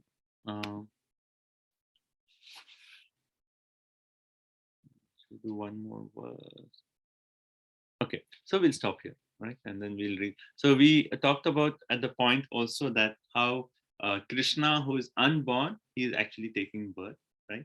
Now, next section, Queen Kunti is actually saying, actually, there's people say so many different reasons why Krishna is taking birth, right? So there's 6 different reasons Queen Kunti is giving, right? We know Paritanaya, Sadhana, Vinashaya, but Queen Kunti is elaborating and saying that you are unborn, but you are appearing. Why are you appearing? Well, different people say this, some people say this, but the real reason you're appearing is actually text 35. Okay. So we'll come to that. Okay. So let's stop and let's see questions, and maybe we can have a little sharing also. Maybe you all can share any point that really stood out to you. We'd like to review the section that we just discussed. Let's see, Arundhati Mataji. Hare Krishna Prabhuji, I really like the point, the last point what you made. Lord is meticulously pleased when a devotee considers Krishna to be equal at his level or lower level than a devotee. That is very interesting. Yeah, very fascinating point, Prabhuji. And the question what I have is, when you are explaining about Shishupal and King Veena, I'm just trying to understand. I felt like I'm missing something. Yeah. There. So Shishupal, yeah, he got Sahyajya Mukti, though he was hating Krishna. Yes, he is thinking about Krishna always, but that is not in the favorable mood. Yes. But he got Sahyajya Mukti. But whereas King Veena also the same thing, right? So is it indicate no? No, King Veena, he did lots of vicious activities, but he never blasphemed Krishna. He was not thinking about Krishna. Not thinking about Krishna. Okay. So he was doing all sorts of sinful activities, but no connection with Krishna. Shishupal was always thinking of Krishna, but blaspheming Krishna. So the point actually, see that chapter is beautiful, and we don't have time to go through the entire chapter, but the first chapter is so wonderful. Actually, in that chapter, it actually says that, there's a famous verse that, let's see, how the gopis, they're actually approaching Krishna with conjugal, gopya kamad, then bhayat kamsa. Kamsa is actually, when Krishna, when he heard that, okay, now is the time for the 8th child. It is described in the 10th canto of Bhagavatam. What was Kamsa doing? Day and night, just thinking of Krishna. He couldn't eat, he couldn't sleep, because he was constantly, now the 8th child is going to be born. Now the 8th child is going to be born. Now the 8th child, again and again. He couldn't eat, sleep, and so continuously he was actually thinking about Krishna. So the point is actually made, any way one comes in contact with Krishna, whether that's enmity, that is envy, that is blaspheming Krishna, that is with affection, that is with family relationship, or with devotion, anyone coming in contact with Krishna will get purified. So if you see this from Krishna's point of view, see, that is from our side, right? Anyone. So that's why the verse actually section concludes by Tasmat kenapi upayena mana Krishna nivesha. That somehow or other think about Krishna. Even if you're thinking out of envy, you'll get purified. So if you see that from Krishna's point of view, when Krishna is actually seeing, he's not seeing if someone is envious of me or someone is criticizing me. As long as someone is thinking about Krishna, he's getting purified. So Krishna is not affected. Krishna is totally impartial. He is not affected by these different moods. Having made that point, Acharyas clearly explained that doesn't mean that we start thinking of Krishna in a envious way. We actually want to think of Krishna in a favorable way, because that is anukulasya sankalpa pratipalisya. in favor. No, Anukulena Krishna Anushilana. We want to think of Krishna. That is actually pure devotion. But from Krishna's point of view, he is impartial. He's just, however someone approaches Krishna, he is certainly going to get benefited.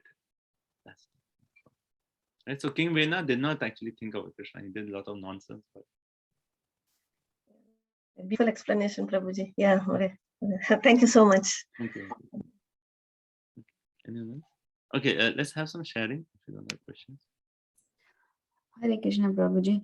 I don't know about others, Prabhuji, but today every word which is coming out from your mouth is making such an impact. It's amazing. I really like the point that when we say, oh Govinda, oh Krishna, it depends on the quality of feeling. And once uttering the whole Lord, sinner gets rid of a quantity of sins that he is unable to commit. Such is the power of uttering the holy name of the Lord. Like in that section, Prabhupada clearly says that this glorification of the holy name is not an exaggeration. I think many times we may think, like, especially we read books on glories of the holy name, it's like you feel like, is this really true? I'm chanting for 20 years, 15 years, still nothing is happening. It's actually the glories are there, but there are other ways to actually understand it. So maybe Krishna is holding on to that sweetness so that we can intensify our feelings. Very nice, Mata. Thank you. Hare Krishna.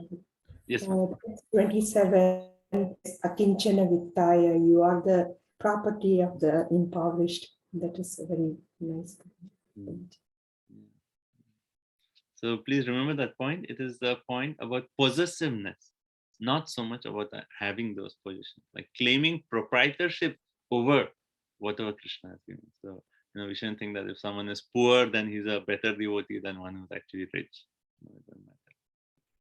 It actually is, even a rich man can say, like, actually, it's all Krishna's. I'm using in Krishna's. Like we have this famous story of Pundarik Vidyanidhi from Chaitanya Charitamrita, right? And how Gadadhar Pandit actually goes and he sees Pundarik Vidyanidhi and he's sitting on like a big asan with like royal cushions and like people fanning him and he's having pan. And like, what is this? A devotee of Krishna? Like, why Srivas Pandit brought me here? Then, it's like, if you imagine you see someone, like a merchant sitting like, opulent dressing, people fanning from both sides, pillows, and there's like pan. And Gadadhar Pandit was thinking, is this really? And then Srivas Pandit could actually understand, oh, Gadadhar Pandit has that. And then he recited 2 verses on Bhagavatam. And immediately what happened? Pundarik Vidyanidhi. All that cushions and everything, it was just like flying out. He was in so much ecstasy. He was like rolling. Everything was just like coming off and like, it was like total ecstasy just by hearing verses from the Bhagavatam. And that actually, and Gadadhar Pandit actually thought, oh, I have committed an offense. I should actually take initiation from Pundarik Vidyanidhi. Actually, Radharani and Vrishabhanu. Right? So anyway, the point is like, it's not that, poor or rich. It is the question of possessiveness. Okay, thank you. Okay, anyone else? Hare Krishna, Prabhu. Yes. I like the point. The only problem we have is for forgetfulness of Krishna. All other problems are not. And those problems make us remember Krishna. That's the... Finally, we can see what is actually helping me remove that forgetfulness of Krishna. That's what matters. Thank you. Hare Krishna. Yes, Mata. Prabhuji, 25th, that very important text. It's very, very like Vipada Santusa, and you mentioned that Bhagavatam sloka also from the 10th canto. It's a very, very touchable and it's very good. How Kunti Mata said like that. We cannot, like, if Vipada is there, the Paristhiti, like all kinds of the circumstances like that, then remember the Krishna and in whatever happiness, and then we forget maybe. So she is asking for that one. Hare Krishna. Thank you. Remember that point that how in the 10, 14, 8, in the purport, everything that we are getting is specifically designed by Krishna for our particular disease. Yes. Thank you. Thank you. Okay. Hare Krishna, Prabhuji. Yes, Mata. I really like this point that the devotees are generally without material prosperity, but they have a very secret treasure house is the lotus feet of the Lord. So when we approach Piyush devotees, what should we ask for? Not so much for material things. Ask for the treasure that they are hiding in the core of their heart. I want that one. That's what I'm looking for. You know. So that's how we approach devotees. Now we know what they are hiding. So should go and ask them. I know you're hiding something. Give me that. Prabhuji, I do have one question. So on all these prayers, we are talking about the pure devotees. So how do we need to think about ourselves? We are not pure devotees. I mean, they have beautiful prayers. They are this. So pure devotees think this way. Pure devotees. We are what we are, Prabhu. What stage? What stage we are. No, but these prayers, yes, certainly Queen Kunti is a pure devotee of Krishna and she can actually compose these prayers. One thing is, just by reading and studying these prayers, we actually are understanding the glories of Krishna. Like, how can we know Krishna? Only through the pure devotees. So when they, through their prayers, they are glorifying Krishna, like this aspect about contradiction about Krishna. Yeah. This contradictory qualities of Krishna, like how can we understand? But when the pure devotees actually reveal it to us, then we say like, oh, actually there's no contradiction. Actually there's no contradiction. Yeah. So it is through these prayers that we can actually understand Krishna. That's the first point. Right? Second point is, okay, yes, Queen Kunti is praying for more calamities. Like, we are not at a stage like, Krishna, please keep me, protected so that I can focus on my sadhana. I'm not at that level that in calamities I can, So, but we can pray in such a way, okay, that is Queen Kunti's realization. But at least from my heart, my level is I cannot pray for more calamities. But at least when calamities come, can I pray that Krishna, please let me think about you? Mm-hmm. So we have to see, we understand the heart of a devotee, we understand the glories of Krishna, we understand how to actually pray to Krishna. So this is all for us, And actually, and when you're reading this, if you also want, if you have the time to really go deep into this, you can also read prayers of Gajendra from the ancient. And this is actually, you will see so many points are like kind of similar. There are also Gajendra points like contradictory qualities of Krishna. There are also Gajendra points about what was the Akinchana Gochara, like kind of similar point, how the Lord is transcendent the three modes. We see like similar, points in both these, but it's nice to see like through these prayers how we can know Krishna, how pure devotees approach Krishna, how do they connect with Krishna. For us, Krishna, like, before he came to Krishna consciousness, yes, so many gods, Krishna is one God. Because many of us are from India. So, but now we know that, oh, who is Krishna? Krishna is Supreme Personality. Beyond that, how can we know Krishna? What is his qualities? And that is what Srimad Bhagavatam is. And hence, we start, in chapter 7, we read this verse, right? A famous verse where it actually says, Yasai vai Shruyamananam Krishna Parama Krishna Bhakti Utpadai Pramshan Shoka Moha Bhayapa. Just by giving oral reception to the Bhagavatam, what is happening? Prema, Bhakti, actually, Chakravarti Pada is saying, Prema is arising in our heart. Bhakti is arising in our heart. How? Because now we are appreciating, oh, Krishna is like this, Krishna is like this, or this is the nature of Krishna, then we fall in love with Krishna. Like we cannot resist falling in love with Krishna when we know the glory of Krishna. And that's what Bhagavatam is doing. And hence that prema and bhakti is arising. Yeah, thank you, Prabhuji. Okay, so. Hare Krishna, Prabhuji. One quick point. I was missing this nectar, but it's so beautiful to come back into on Sunday morning. On text 29, Prabhu, I was on this. It's not about the question of favor, it's the point of reciprocation, how much we are giving to Krishna and how he is. And knows the point where you say Krishna will close his eyes when you're doing some little wrongs, but he will open with wide open eyes, like Lord Jagannath. That was beautiful, Prabhu. Hare Krishna. Thank you, Mate. Nice to have you back, Mate. We have been missing your association. Yes, Prabhu.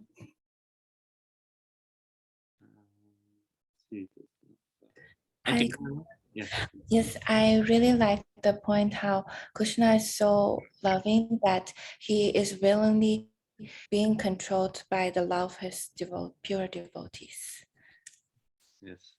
Yeah, that is the theme of Bhagavata. Thank you so much, Dhamma. Okay. Anything else? Otherwise, we'll take a break. Anyone else would like to share? Okay, so let's take a 5 minutes break. Please come back.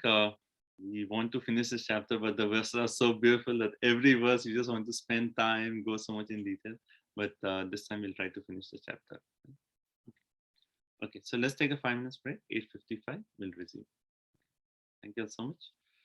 Srimati Kunti Devi ki jai, Srila Prabhupada ki jai, Grantha Srimad Bhagavatam ki jai. Hare Krishna.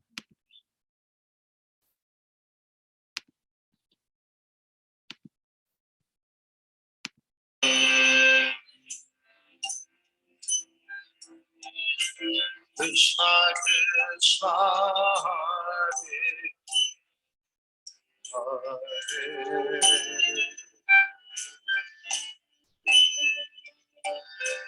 Hare Rama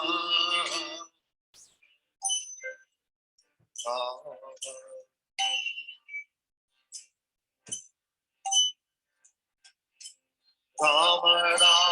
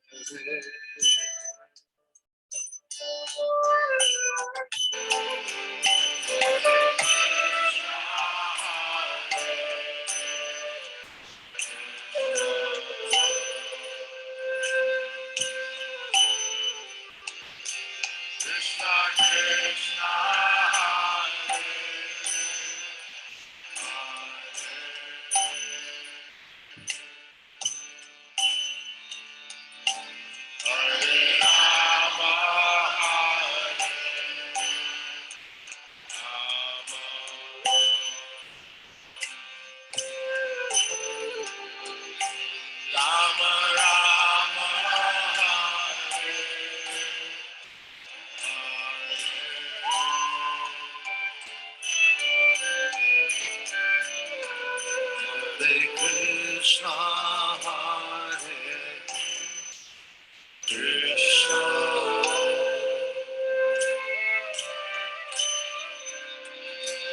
Krishna Krishna Hare Hare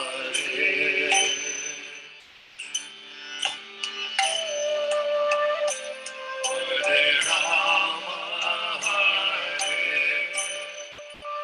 Rama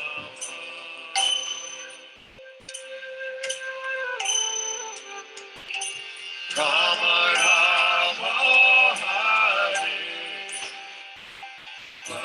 Hare. Everybody, a little louder. Hare Krishna, Hare Krishna,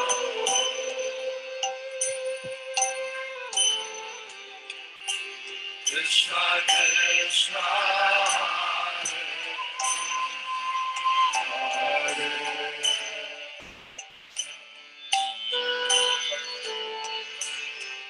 Hare Rama,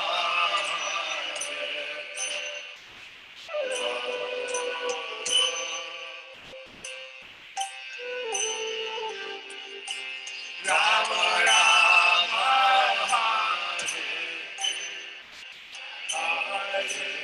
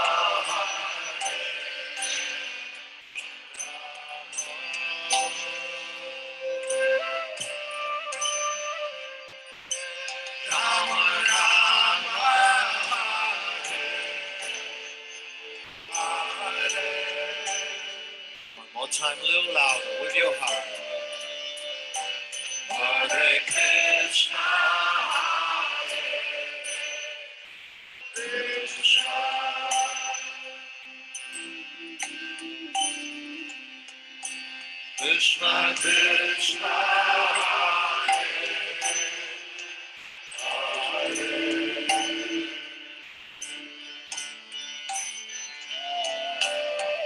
Hare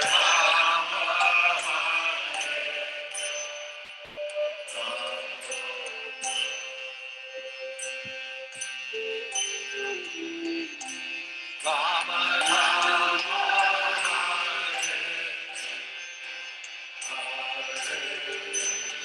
one more time again, very loud. Hare Krishna, Hare Krishna. I can hear you at the back. A little louder. Krishna Krishna, Hare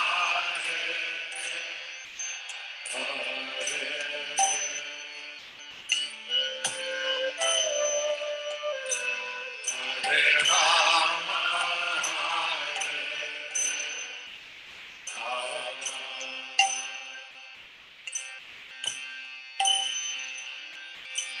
Rama Rama,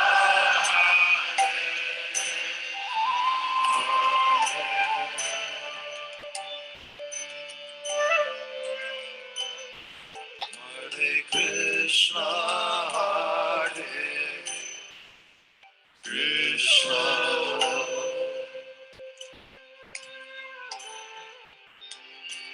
Krishna Krishna, Hare Hare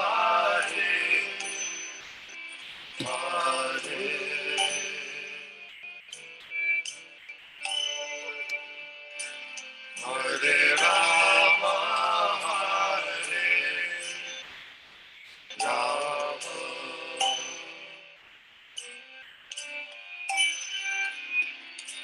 Rama Rama, Hare Hare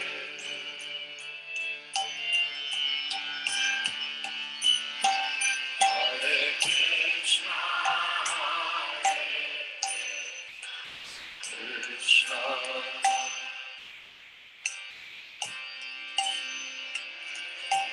Krishna Krishna, Hare Hare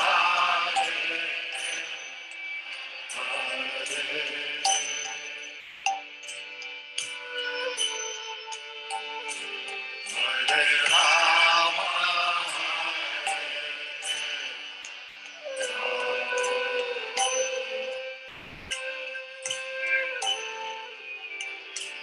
Rama Rama,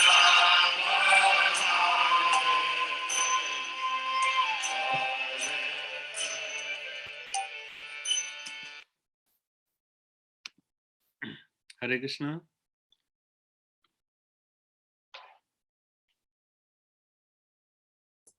Hare Krishna. Hare Krishna, everyone, please come back. Let's continue.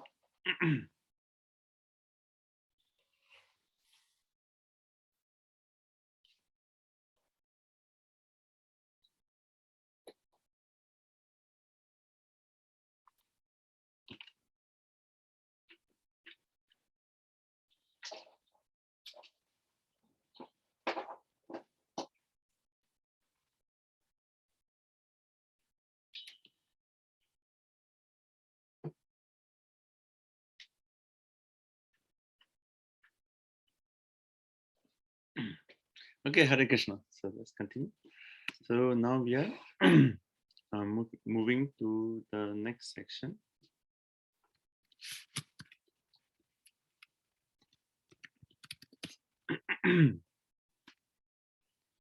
Okay, so we'll move on to the next section. So up to this point, the previous section was basically Queen Kunti making the contradictory qualities in Krishna and appreciating Krishna for that. Oh, you are the abode. Actually, in Gajendra's prayers, there's one line where Gajendra says, actually, you are the abode of all contradictory qualities. All contrary qualities actually find shelter in you. They're all resolved in you. And when you talk of contradictions also, I was thinking that, how even in our devotional, as we are progressing in our bhakti, we see that as we are progressing, the contradictions, get resolved, right? As we are progressing, like an example, like how we often read this point, Vrindavan Paritajya Padam Ekam Na Gacchati.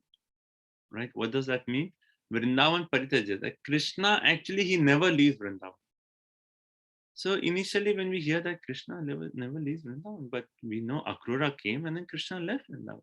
But as we progress, we understand, oh, Krishna actually, he never leaves. Maybe Vasudev is, Vasudev feature leaves Vrindavan, but Krishna never leaves Vrindavan. And then we understand the glories of Krishna as even beyond that of Vasudev, his expansion. Right? So that's one. And then also I was thinking of, let's see, which other example.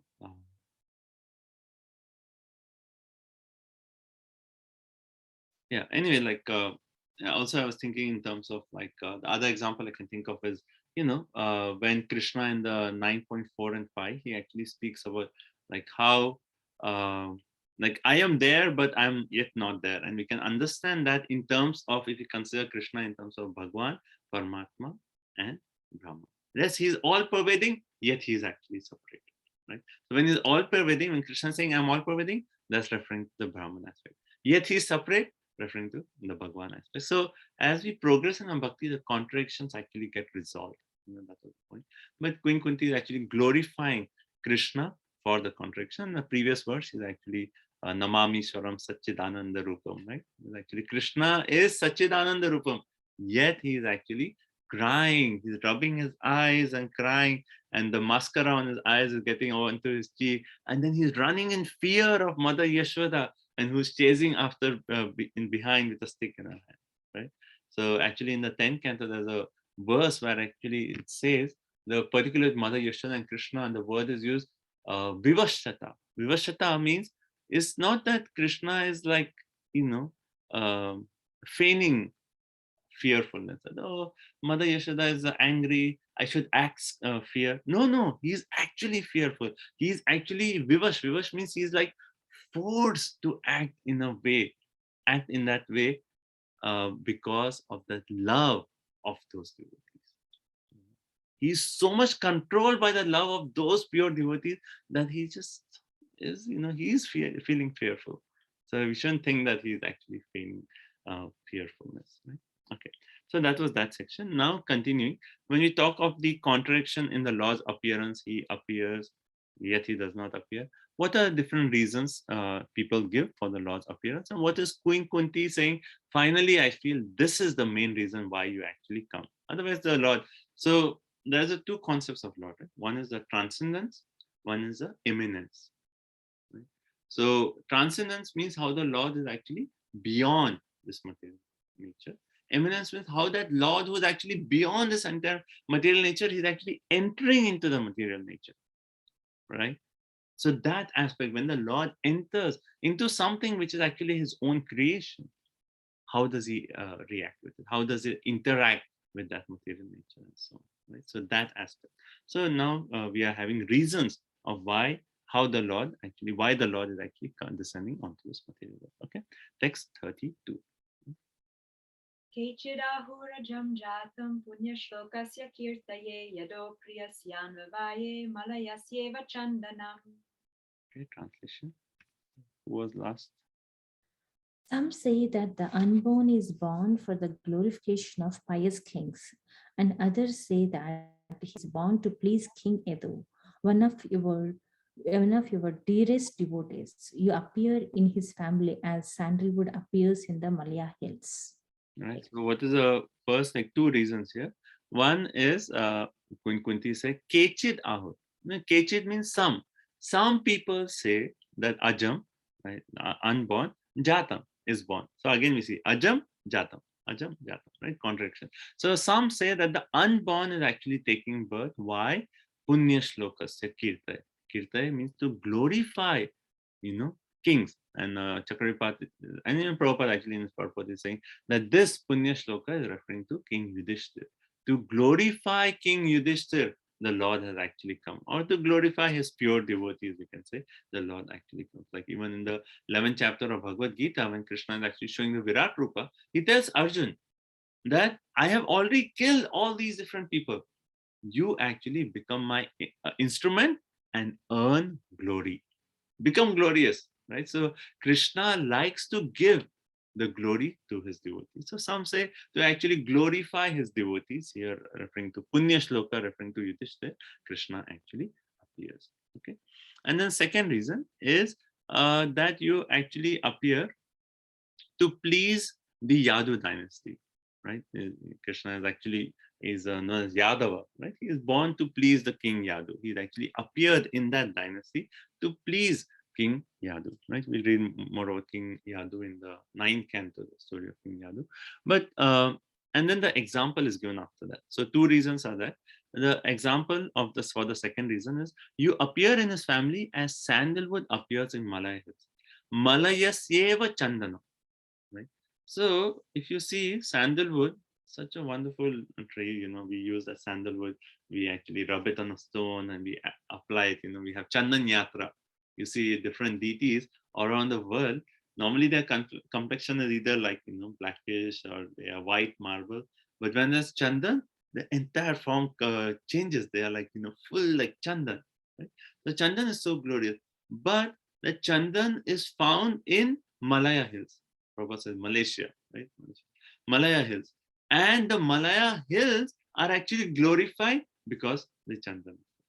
So similarly, Krishna could have appeared anywhere, but he has taken birth in the family of the Yadus, and hence the Yadu, Krishna is known as Yadava, right?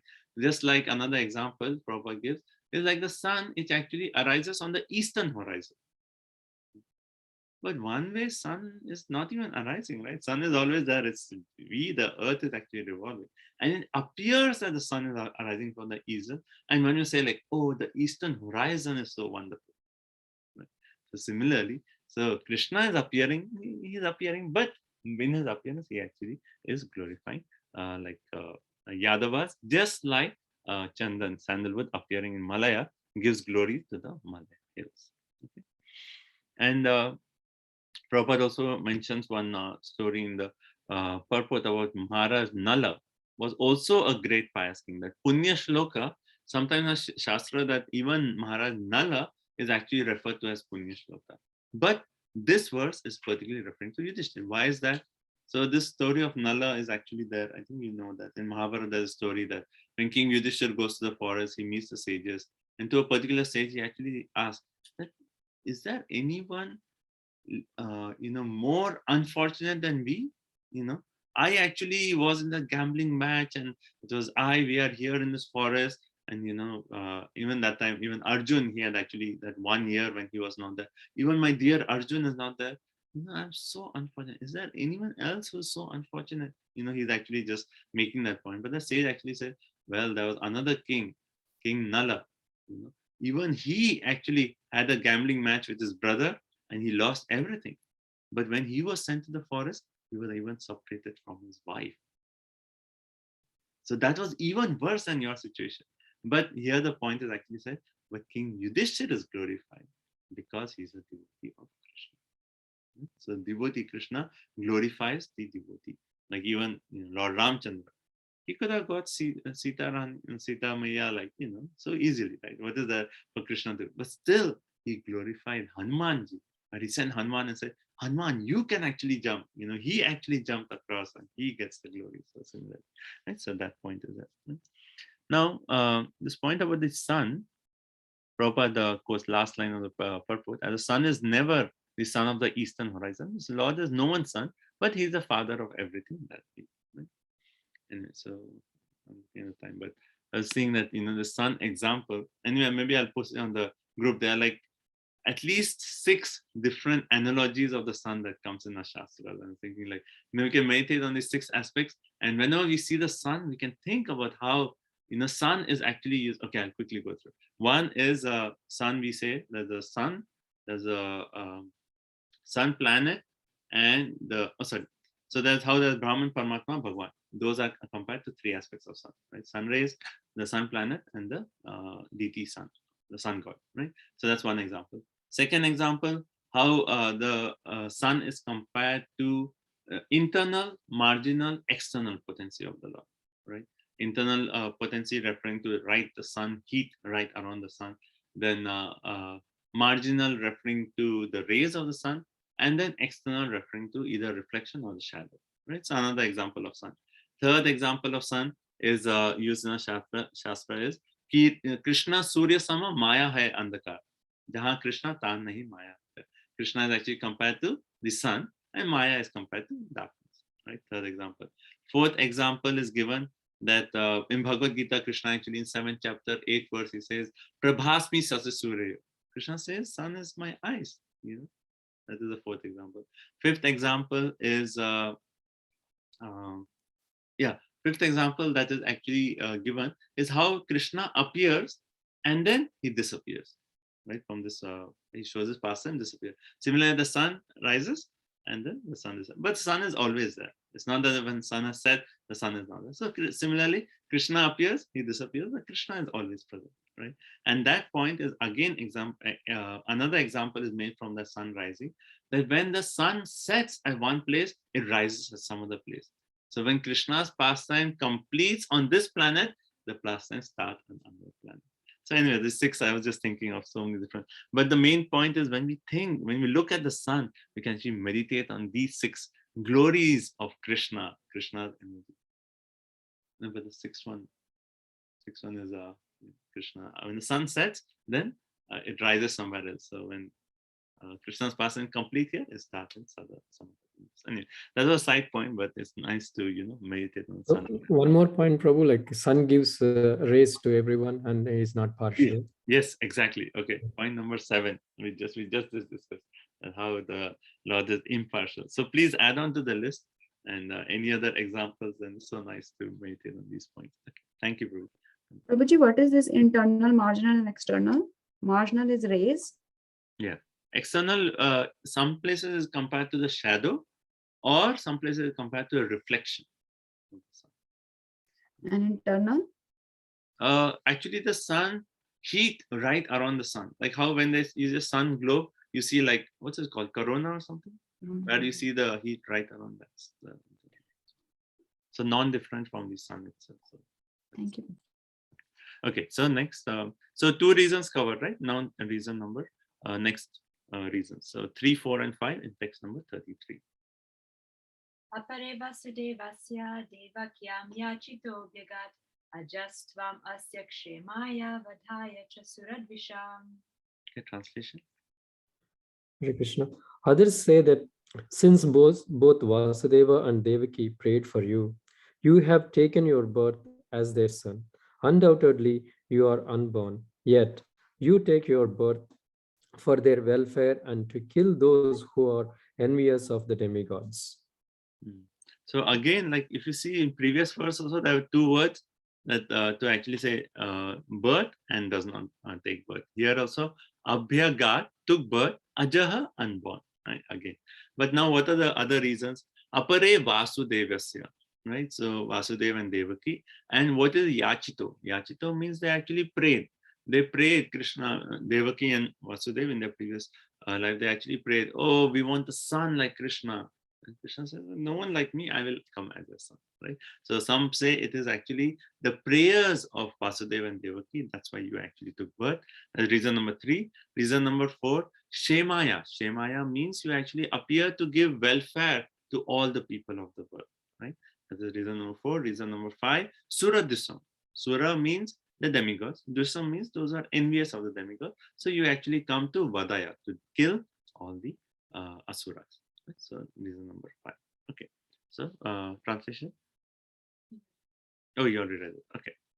So the text 34. Bharavatarana yanye bhuvunava ibodadho siddhantya bhuri bharena jato yatma bhuvartitaha. Okay, translation.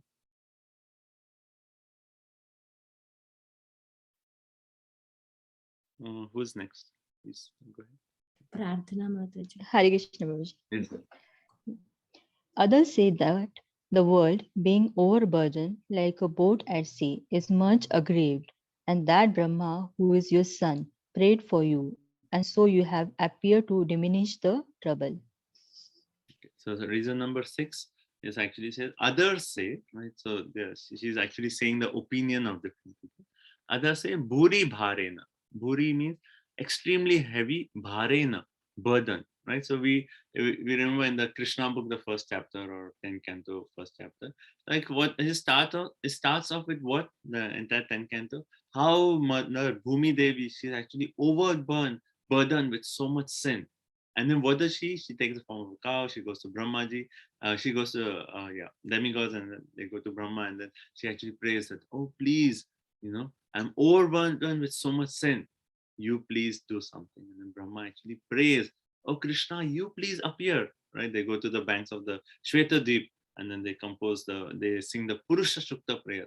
And then Shirodakshaya Vishnu, he actually revealed the message in the heart of Brahma, and then Brahma actually gives the message. He said, oh, don't worry, Krishna is actually going to appear, and you all demigods should take birth in the family of the Yadavas, and so on. So the reason is actually here that Brahma actually, the earth was overburdened, and she came to Brahma, and Brahma prayed for you, and you actually came to take away the trouble of the earth. Right? So that is the reason number 6. So 6 reasons Kunti Devi has given. And now she's saying, Kechit, right? All these different reasons are there. But what I think is the real reason, right? And then that's basically, she says yet others, but she makes this as the real reason of the loss of fears. Okay, 35. Bhavesmin glishyamananam avidya kama karma bihi shravana smaranarhani karishyam iti kechana.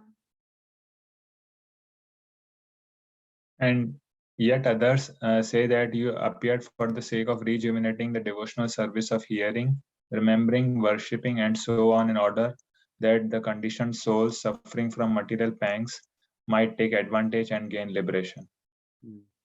So and one point from the previous verse I forgot to mention is we see that the earth is overburdened. Why? By sinful reactions. It's not that these heavy mountains and something is burden on the earth. The real burden for the earth is actually sins. Like even in the 4th canto, when the story of Ritu Maharaj is angry on Bhumi Devi because she's not providing the herbs, the seeds, all the things that she's supposed to provide. And he actually takes an arrow and is ready to kill and attack the Bhumi Devi was taken the form of a cow. And then Bhumi Devi actually says, the reason I'm not providing all these seeds, herbs, is she gives 2 reasons. One is everyone, all the non-devotees are prevalent. And they are actually taking all this. So why should I provide for that? And the second reason is the kings are actually not protecting me. And she says, Ritu Maharaj, you are the king. Now you should give me protection. Before King Mena was there, he was not protecting me and the earth. So anyway, so the main point is the earth is actually overburdened by sin, not by all these big mountains. Okay. 35 is yet others say that you appear to rejuvenate, right, the devotional service of hearing, Shravana, Smarana, right? Shravana, Smarana. So to actually rejuvenate these activities of remembering, hearing, and so on, in order that the conditioned soul suffering from the material pangs might take advantage and get liberation. So why does Krishna actually come? Janma karma cha me divyam evam yo veti tatvata takta deham punna janma naiti mam iti. So even in Bhagavad Gita, you see the flow. First we read Paritrana Sadhuna Vinashaya Dushkara. Yes, similar to the previous reasons. He comes to kill all the asuras and so on, establish dharma.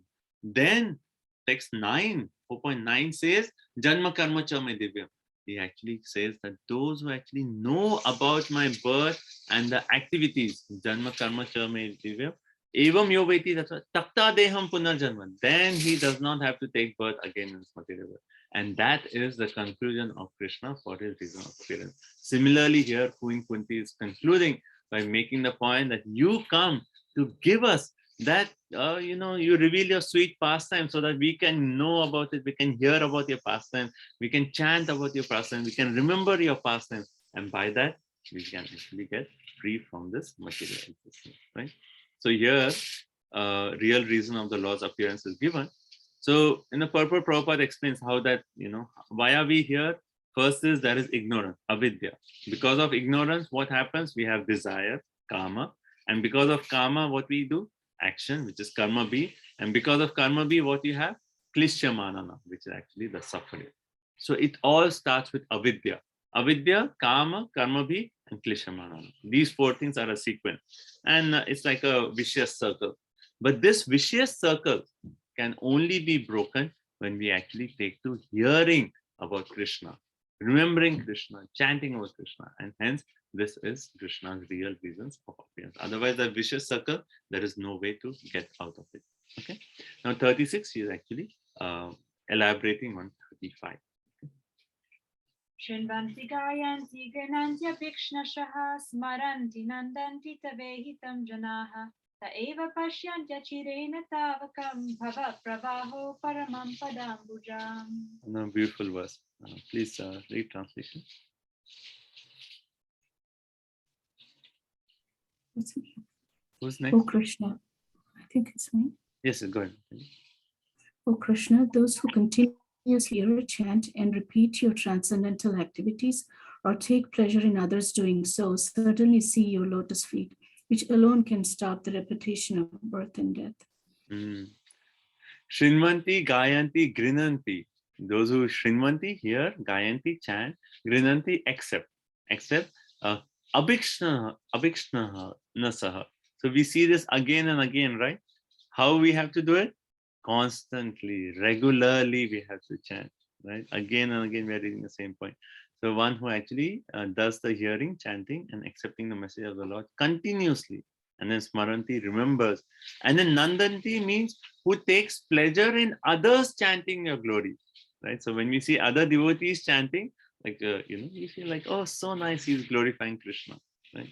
And the particular spiritual master, he sees others engaged in glorifying Krishna, then he feels very happy at heart, right? So that one who takes pleasure in others glorifying Krishna, then what they do? Pashyanti achirena tavakam. Achirena means very quickly.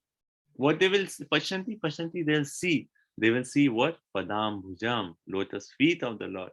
And when we see the lotus feet of the Lord, then bhava pravaha. Pravaha means the waves, like how we compare this entire material ocean to material world to an ocean, right? Unlimited ocean. And waves are tossing up and down, problems again and again, right? When will the waves of our material existence stop? They will stop at the lotus feet of Krishna. Waves of our suffering, they will stop at the lotus feet of Krishna. And how do we do that? Smaranti, Gayanti, Grinanti, Abhikshna, Smaranti, Nandanti, Tavehitam Janaha. Taking pleasure in others also doing so. Then we can actually stop at the all our suffering, our repetition of birth and death will stop at the lotus feet of the Lord. Padam Bhujam. Right?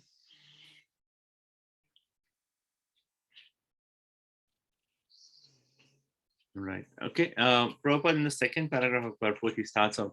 There are different transcendental activities of the Lord, and each and every one of them is competent to bestow the desired result, provided the hearing process is perfect.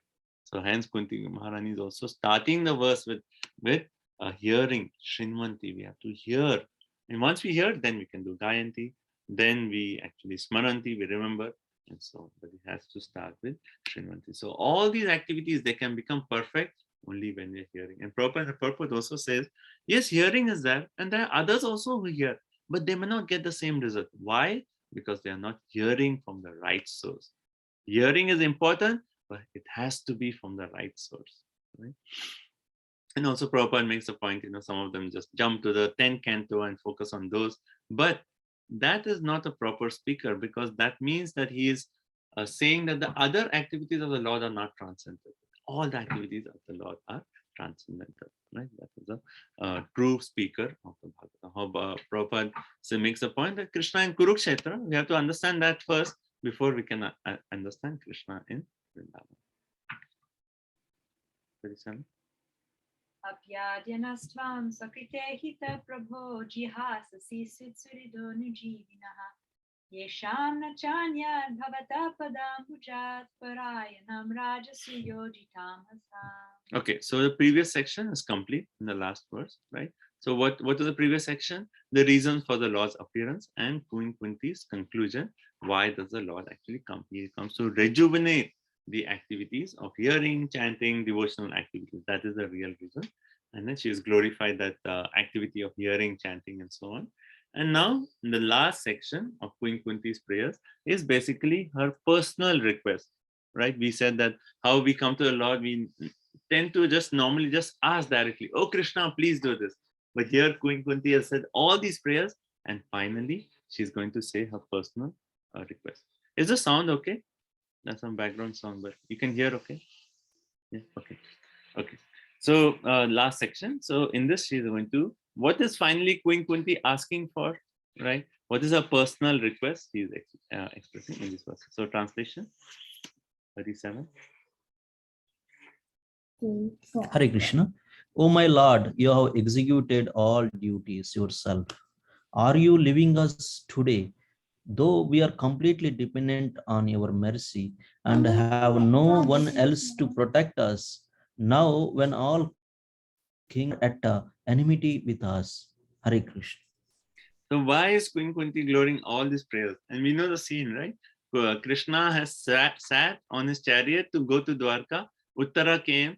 Krishna protected Parikshit, Uttara. And then now, okay, okay, pastime done. And now let me go to Dwarka. And then Queen Kunti is saying, please don't go. Please don't go. You know, we want you here. And then, you know, are you leaving us today? Though we are completely dependent on your mercy. You know, we are completely dependent. And we have no one else. Again, we see that exclusive shelter of Krishna. Right? She's not saying, yes, now King Yudhishthira is established. I have the pan. My children are so powerful. No, actually, no one else is there to protect except for you. And also, she makes the point that now we kill so many people in the battlefield of Kurukshetra. But what about their sons, their grandsons? They are going to come, and they are going to come and attack us. We need you here. We need your protection, right? And the first part, it says, you have executed all duties yourself, right? So Krishna may say, you know, I'm here for so long, you know, the battle of Kurukshetra. I have been with you, but I have duties in Dwarka. You know, Dwarka, I'm the king there. I have to take care of so many duties. To that, Queen Kunti is actually saying, oh, self-accomplisher. She's saying that you can accomplish everything just by your thinking. So why do you have to go to accomplish something in Dwarka? You know, Krishna may give the excuse, like how he gave the gopis. I have few more demons to kill, so let me go. And Queen Kunti is already thinking that, oh, Krishna will say that, oh, Dwarka, I have to do this, I have to do this, I have to kill this demon. She's saying, no, no, you are self-accomplisher. You can just accomplish everything just by your desiring, so you don't go. You know? So that's Queen Kunti's prayer. So beautiful, right? So she's okay, let's go ahead. That's there are a few more points like but we don't have time now. But please read the purports, and also I strongly recommend reading Prabhupada's lectures, like the Prayers of Queen Kunti book. Okay. So one thing I'll just mention, the purport that towards the end Prabhupada makes this point. Srimati Kunti Devi therefore felt such separation like a thunderbolt, and her whole prayer of the queen is to try to persuade the Lord to stay with them. Right? So she was thinking that separation from Krishna, what can be more painful than this? Like Chaitanya Charitamrita actually makes the point, right? Where conversation with Ramananda Rai and Lord Chaitanya Mahaprabhu, what is the most painful thing? And Ramananda Rai says, nothing other than, I cannot see anything more painful than the separation of devotees of the Lord. So here Queen Kunti is saying, the separation of you is like a thunderbolt. So you please don't go, you please stay, O self-accomplisher. Okay. 38. Evayam nama rupabhyam yadubhi saha pandava bhavato darshanam yarhi rishikanami veshituhu. Okay, translation. As the name and fame of a particular body is finished with the disappearance of the living spirit, similarly, if you do not look upon us, all our fame and activities, along with the Pandavas and Yadus, will end at once. Mm-hmm. So, you know, going to the point that, you know, Krishna may say, you know, this is often our acharyas do that. They actually, when Queen Kunti is speaking, acharyas is already making the point that that Krishna, Acharya is already thinking, and Krishna may be thinking that, you know, you have the Pandavas, they are so powerful. So in response to that, Krishna is actually, Queen Kunti is actually making this point. Right? So she's actually saying that as the name and fame of a particular body is finished with the disappearance. So if someone dies, you know, then there's like people come, there's a funeral, but after some time, people forget. Right? Normal people, like even they earn a lot of money, after some time it's like over, right? So name and fame dies. Similarly, if you do not look upon us, all our fame and activities, along with the Pandavas and Yadus, will end. Krishna, without you, there is nothing. All these Pandavas, yes, the Bhim and Arjun, sons are so powerful. Like in Chakravarti is actually making this point in purport. Bhim and Arjun, your sons are very powerful. King Dharma is there, personified. Yadavas are your friends. You have no worries. So let me go. And then Kunti is saying, no, without you, all fame, activities, everything is actually over. Right? So we'll read this further, but I'll just give a quick reference. How when Krishna actually finishes his pastime, then Arjun actually, there's a whole thing that Arjun, he goes to Dwarka and then he comes back, and then Yudhishthira Maharaj actually, he says that Arjun has not come back for so long, and he sees inauspicious signs, and finally when Arjun comes back, he's actually, he has his head like this and he's crying, and then Yudhishthira is saying that, what happened, Arjun? And then he gives so many different reasons, and then finally he says that, oh, I think the only reason is Krishna has disappeared. And then Arjun actually, he speaks, and he it's there in 14th chapter, right? So the entire section is there, where Arjun actually says that, how Krishna, my intimate friend, has now left me alone, and that my astounding power, that even the demigods were actually amazed by my power, is no longer with me. All my power, everything, now it is not there because Krishna has left. Right? And then he actually makes a point that I lost him, whose separation for a moment would render all universes unfavorable and void, right? Like bodies without life. And then he says, like, previously I won the hand of Draupadi, I defeated Indra, then Bhima, actually he defeated Jarasandha, then all the offenders of Draupadi were killed, I astonished Shiva, I did all these things. But now that Krishna has gone, I have nothing left. And he actually says a thing that now I have been defeated by the infidel cowherd men while I was guarding the queen. So the story is like, Arjun was trying to protect the queens, but he was actually defeated by infidel cowherd men. That he was defeated, even though he had the same Gandiva, he had the same chariot, he has the horses, but all of them have become null in a moment due to the absence of Lord Krishna. Right? So Arjun actually experienced that. When Krishna left, I still have the Gandiva, but I'm actually defeated by the simple people. I cannot protect the queens. Right? And then he makes a point of Krishna. So here actually Queen Kunti is making the same point, that without you, all of fame and activities are completely void. Okay, text 39. Neyam shobhishyate tatra yate danim gadadhara svatpadar ankita bhati swalakshana vilakshitai. Okay, translation. Oh, Gadadhara, our kingdom is now being marked by the impression, therefore it appears beautiful. But when you leave, it will no longer be so. Let's go ahead, read the next. Anyway, we'll skip the Sanskrit since we don't have time. We'll just do the translations. Text 40 translation. Translation: all the cities and villages are flourishing in all respects because the herbs and grains are in abundance. The trees are full of fruits. The rivers are flowing. The hills are full of minerals.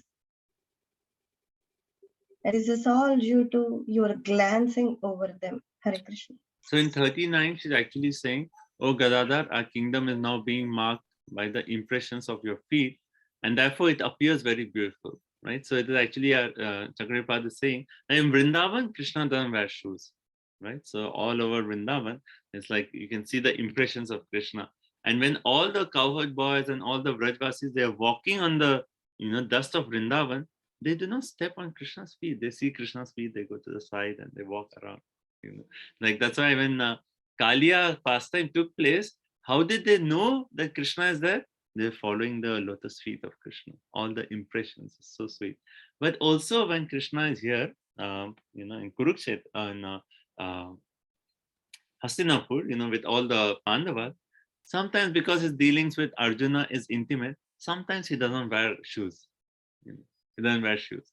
So Queen Kunti is saying, now you are here. That's why our kingdom is glorious because it is marked with your lotus feet. But when you leave, then there will be no more auspiciousness, right? Even Bhumi Devi actually says, because when Krishna was here, everything was perfect. I was in ecstasy. The hairs of my body were standing on end by the touch of the lotus feet of Krishna.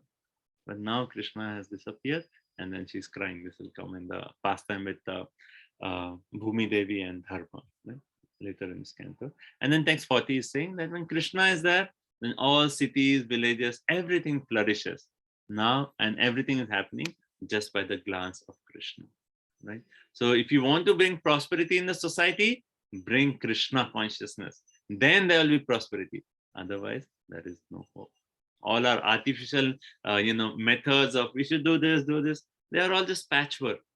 Real glory can be bought only by bringing Krishna. How Prabhupada says, everyone wants Rama Rajya, but no one wants Lord Ramchandra. So the only way to bring back real prosperity is we bring Krishna consciousness everywhere, spread Krishna. When Krishna is there, everything is auspicious. Fruits, vegetables, minerals, everything will be produced in sufficient quantity. No problem. Okay, next 41. You can, 1 minute, you can read the Sanskrit. O Lord of the universe, soul of the universe, O quality of the form of the universe, please therefore sever my ties of affection for my kinsmen and Pandavas and Vrishnis.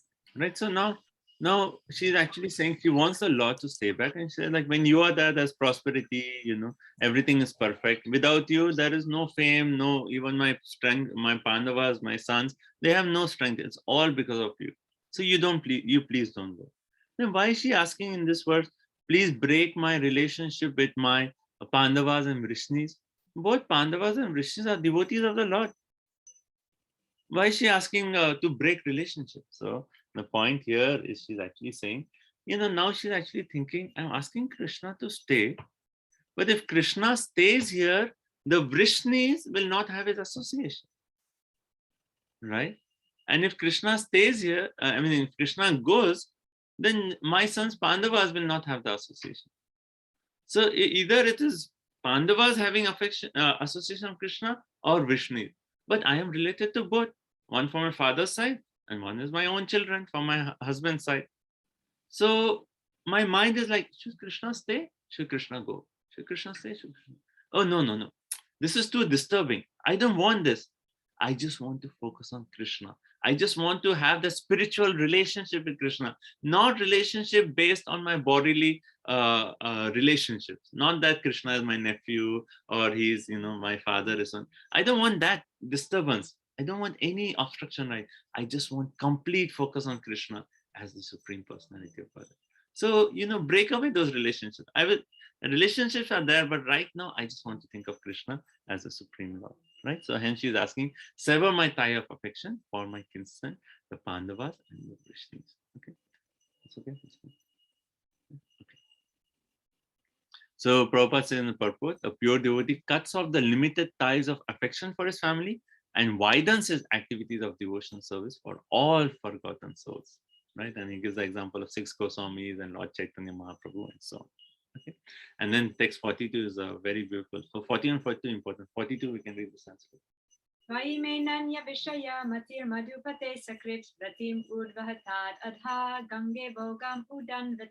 Right, so she doesn't want to think in terms of Vrishnis or Pandavas. What does she want to think? Translation.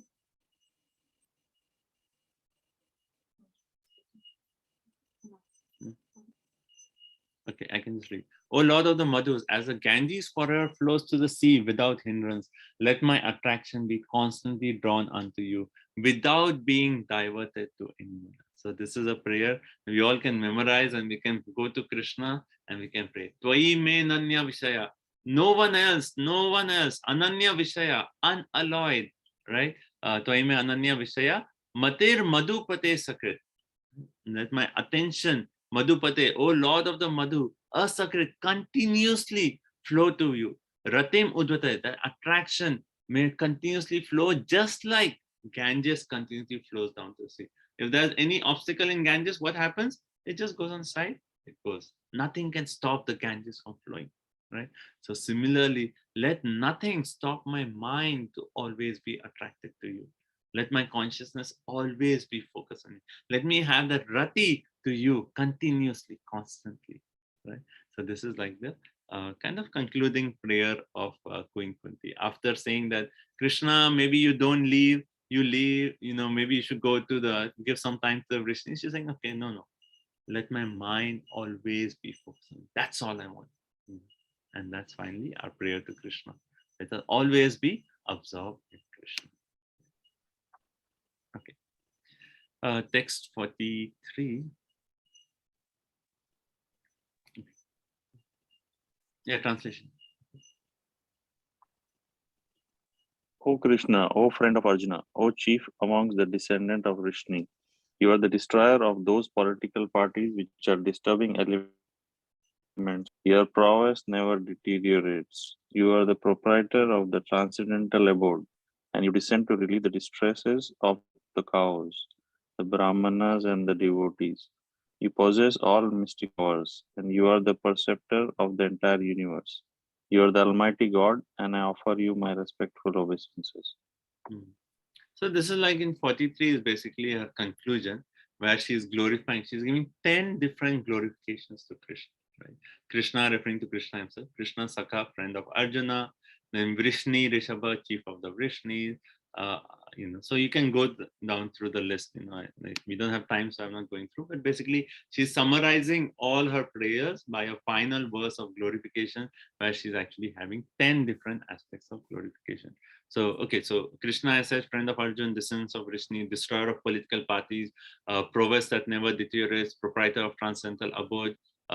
You relieve the distress of cow, brahmanas, devotees. You possess all mystic powers. You're preceptor of the universe. You're Almighty Lord, and hence I offer my respectful obeisance to you. Right. So basically, she's done her final prayer here by saying that I offer my respectful obeisances to you.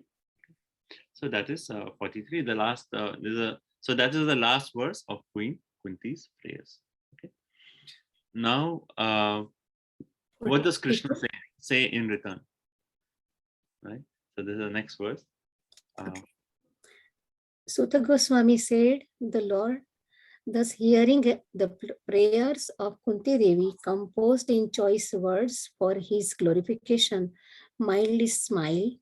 That smile was an enchanting as his mystic. So all these beautiful prayers, and one will say like, oh, Krishna will be so pleased, and then he'll do this. All he did was mildly smile. And that's it. That is complete. And Prabhupada actually in teachings of Lord Kapila, he said, if you can get Krishna to smile upon you just once, your life's goal is fulfilled. That's it. And there's a article, I know I can search it, this was Back to Godhead magazine, where this glories of Krishna's smile is given. Maybe I'll do a short recording just on glories of Krishna's smile, right? Just for 5-10 minutes. But it's beautiful. S standing for satisfying, M standing for mystical, I standing for infectious, L standing for lasting forever, E standing for enchanting. And we'll discuss this. So I will, I'm not sure who wrote this. I read it sometime and I saved this. I remembered I had this, some Back to Godhead magazine article. So I will share, I don't have the entire article, but I'll just give a short 10 minutes about Krishna's smile. Okay. So Krishna just smiled, and that smile was as enchanting as mystic power. Okay.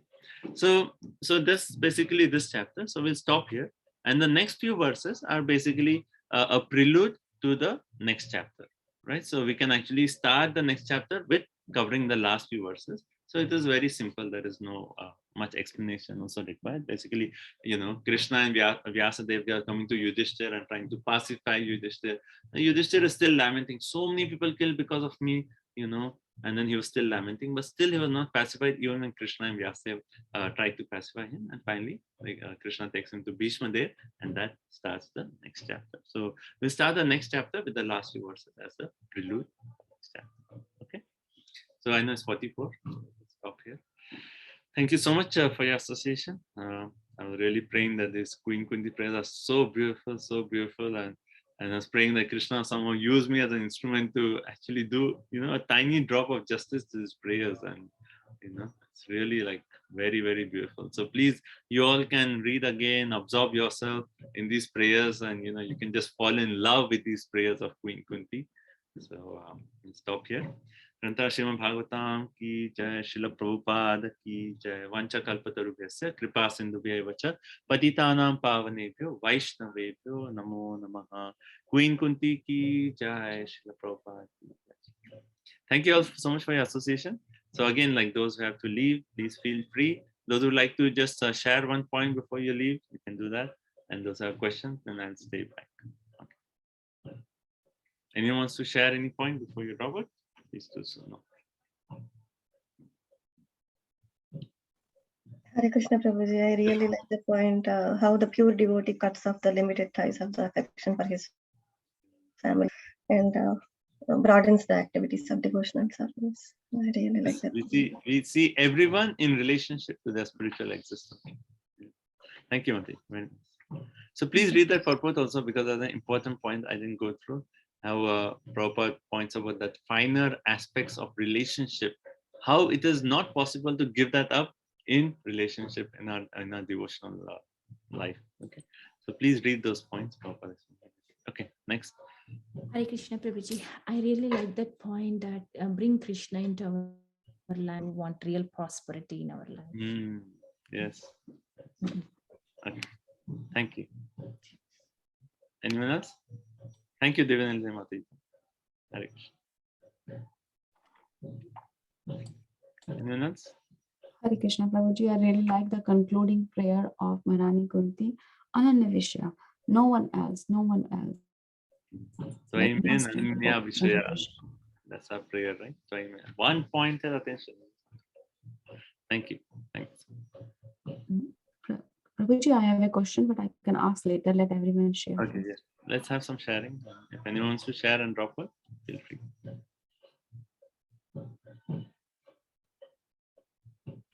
Anyone? We need to act in a way that Krishna, at least will give a smile to us. That's so unachievable. If Kunti gets a smile. Yeah. The entire life is just to get Krishna to smile. If you can get Krishna to smile once, just once, our life's goal is fulfilled. Wonderful. Thank you. Hare Krishna Prabhuji. Yes, ma'am. Yes, in text 37, Mata Kunti Devi says like it's felt like separation like a thunderbolt. So she like feelings like very amazing. That actually all these prayers reveals Kunti Maharani's glorious devotion to the Lord. How exalted devotee is Kunti. Wonderful. Thank you. Anyone else? Okay. So thank you all so much. So Mata, you have a question. Prabhuji, this question 46 and the closed book short answer questions 10. If you want, I can next time if you will cover it, or I can ask now. 46, Mata? Yes, 46. And there is a question on this closed book short answer question number 10. And in fact, the question I have two questions actually. One line of this part, 46. Actually, they are related. The questions are related. The question is asking, give 3 reasons why Yudhishthira could not be convinced by the Lord. So I understood that the Yudhishthira, because that was Lord's desire, because Bhishma Dev was the devotee of the Lord. So he wanted to show that how Bhishma Dev excelled in knowledge. And the second reason was that because he wanted Bhishma Dev to see him. Yes, ma'am. So there are 2 reasons. What is the third one? That is one question. Right. First is Krishna wanted Bhishma to be glorified, right? That's the first reason. Because Bhishma actually, he took the side of the Kauravas. But Krishna wants to point out that Krishna is actually is one of the 12 Mahajanas. He's so glorious. So he wanted the entire world to hear the message of Bhishma. And hence, actually, Yudhishthira was not satisfied. That's the first reason. Second reason, when Bhishma Dev was passing away, Krishna wanted to be personally present there when he's passing away. That is the second reason. And did you say the third reason? Prabhuji, the third reason is it kind of related to the first one, that Bhishma Dev excelled in all knowledge? Yes, you can say that also is like, yeah, is glorious of the, but also like, the verse 46 actually uses the word Adbhuta Karmana. It actually shows how Krishna can, even Krishna who can everyone, he can satisfy everyone, still in spite of his giving knowledge to Yudhishthira, still he was not pacified. And it actually shows the glories of Krishna as Adbhuta Karmana. Is that okay, Mataji? Sorry, I'm Yes, Prabhuji. But Prabhuji, I have a follow-up question. So the last few words of this Prabhupada is saying that Bhishma Dev excelled all in knowledge, including the Lord himself. But Prabhuji, the first verse of Bhagavatam says that Krishna is Abhigya. He is Asamordhva. He is unparalleled. No one is fully cognizant, or no one is equal in knowledge to Krishna. Then how can Bhishma Dev can excel in knowledge to Krishna? Yes, so all knowledge, certainly Krishna knows everything, right? There's nothing beyond Krishna. Yet at the same time, when Krishna is actually playing that role of a Kshatriya, and there are some, like, in Bhishma Stuti, there's actually a section where he talks about how one should rule the entire kingdom. Raj Dharma, he talks about the whole thing. And in that terms, we can say that, like, don't consider Krishna as like the all-knowing supreme personality of God. But considering Krishna as like, yes, he was the king of Dwarka, but Bhishma, in one way, in that situation, has more experience than Krishna, because he has ruled so much and he has deal with so many different political situations, generation after generation. And that way, like, Bhishma Dev is more qualified to teach Yudhishthira Maharaj how to actually rule properly. So that's the point. Okay, so we'll stop. Thank you, Prabhuji. Okay. Thank you all so much for your association. So please, everyone, please absorb yourself in prayers of Queen Kunti and go through the sections again. And I'll do a short video on just on Smile of Krishna, just maybe 5 minutes, and I'll post that. So thank you all so much for your association. Thank you so much. Vancha kalpatarubhyasya kripa sindhubhya cha patitanam pavanebhyo vaishnavebhyo namo. Srimad Bhagavatam ki jai, Srila Prabhupada ki jai. Hare Krishna. Thank you all so much for joining. Hare Krishna. Thank you. Prabhuji's today class was very amazing. Each and every word you spoke, I don't know where it was coming from, but it was going directly into the heart. Each and every word. Thank you so much. It's all the Prabhupada and Guru Maharaj mercy. I am no one. I am foolish, ignorant, but whatever Guru is using me. Hare Krishna. Happy to serve. Thank you so much for such a beautiful nectar, Prabhu. Yeah, as Mataji is saying, every word is nectar. Yeah, it should not stop. Thank you so much, Prabhu. Thank you. Thank you very much. Thank you very much, Prabhuji. Hare Krishna. Thank you.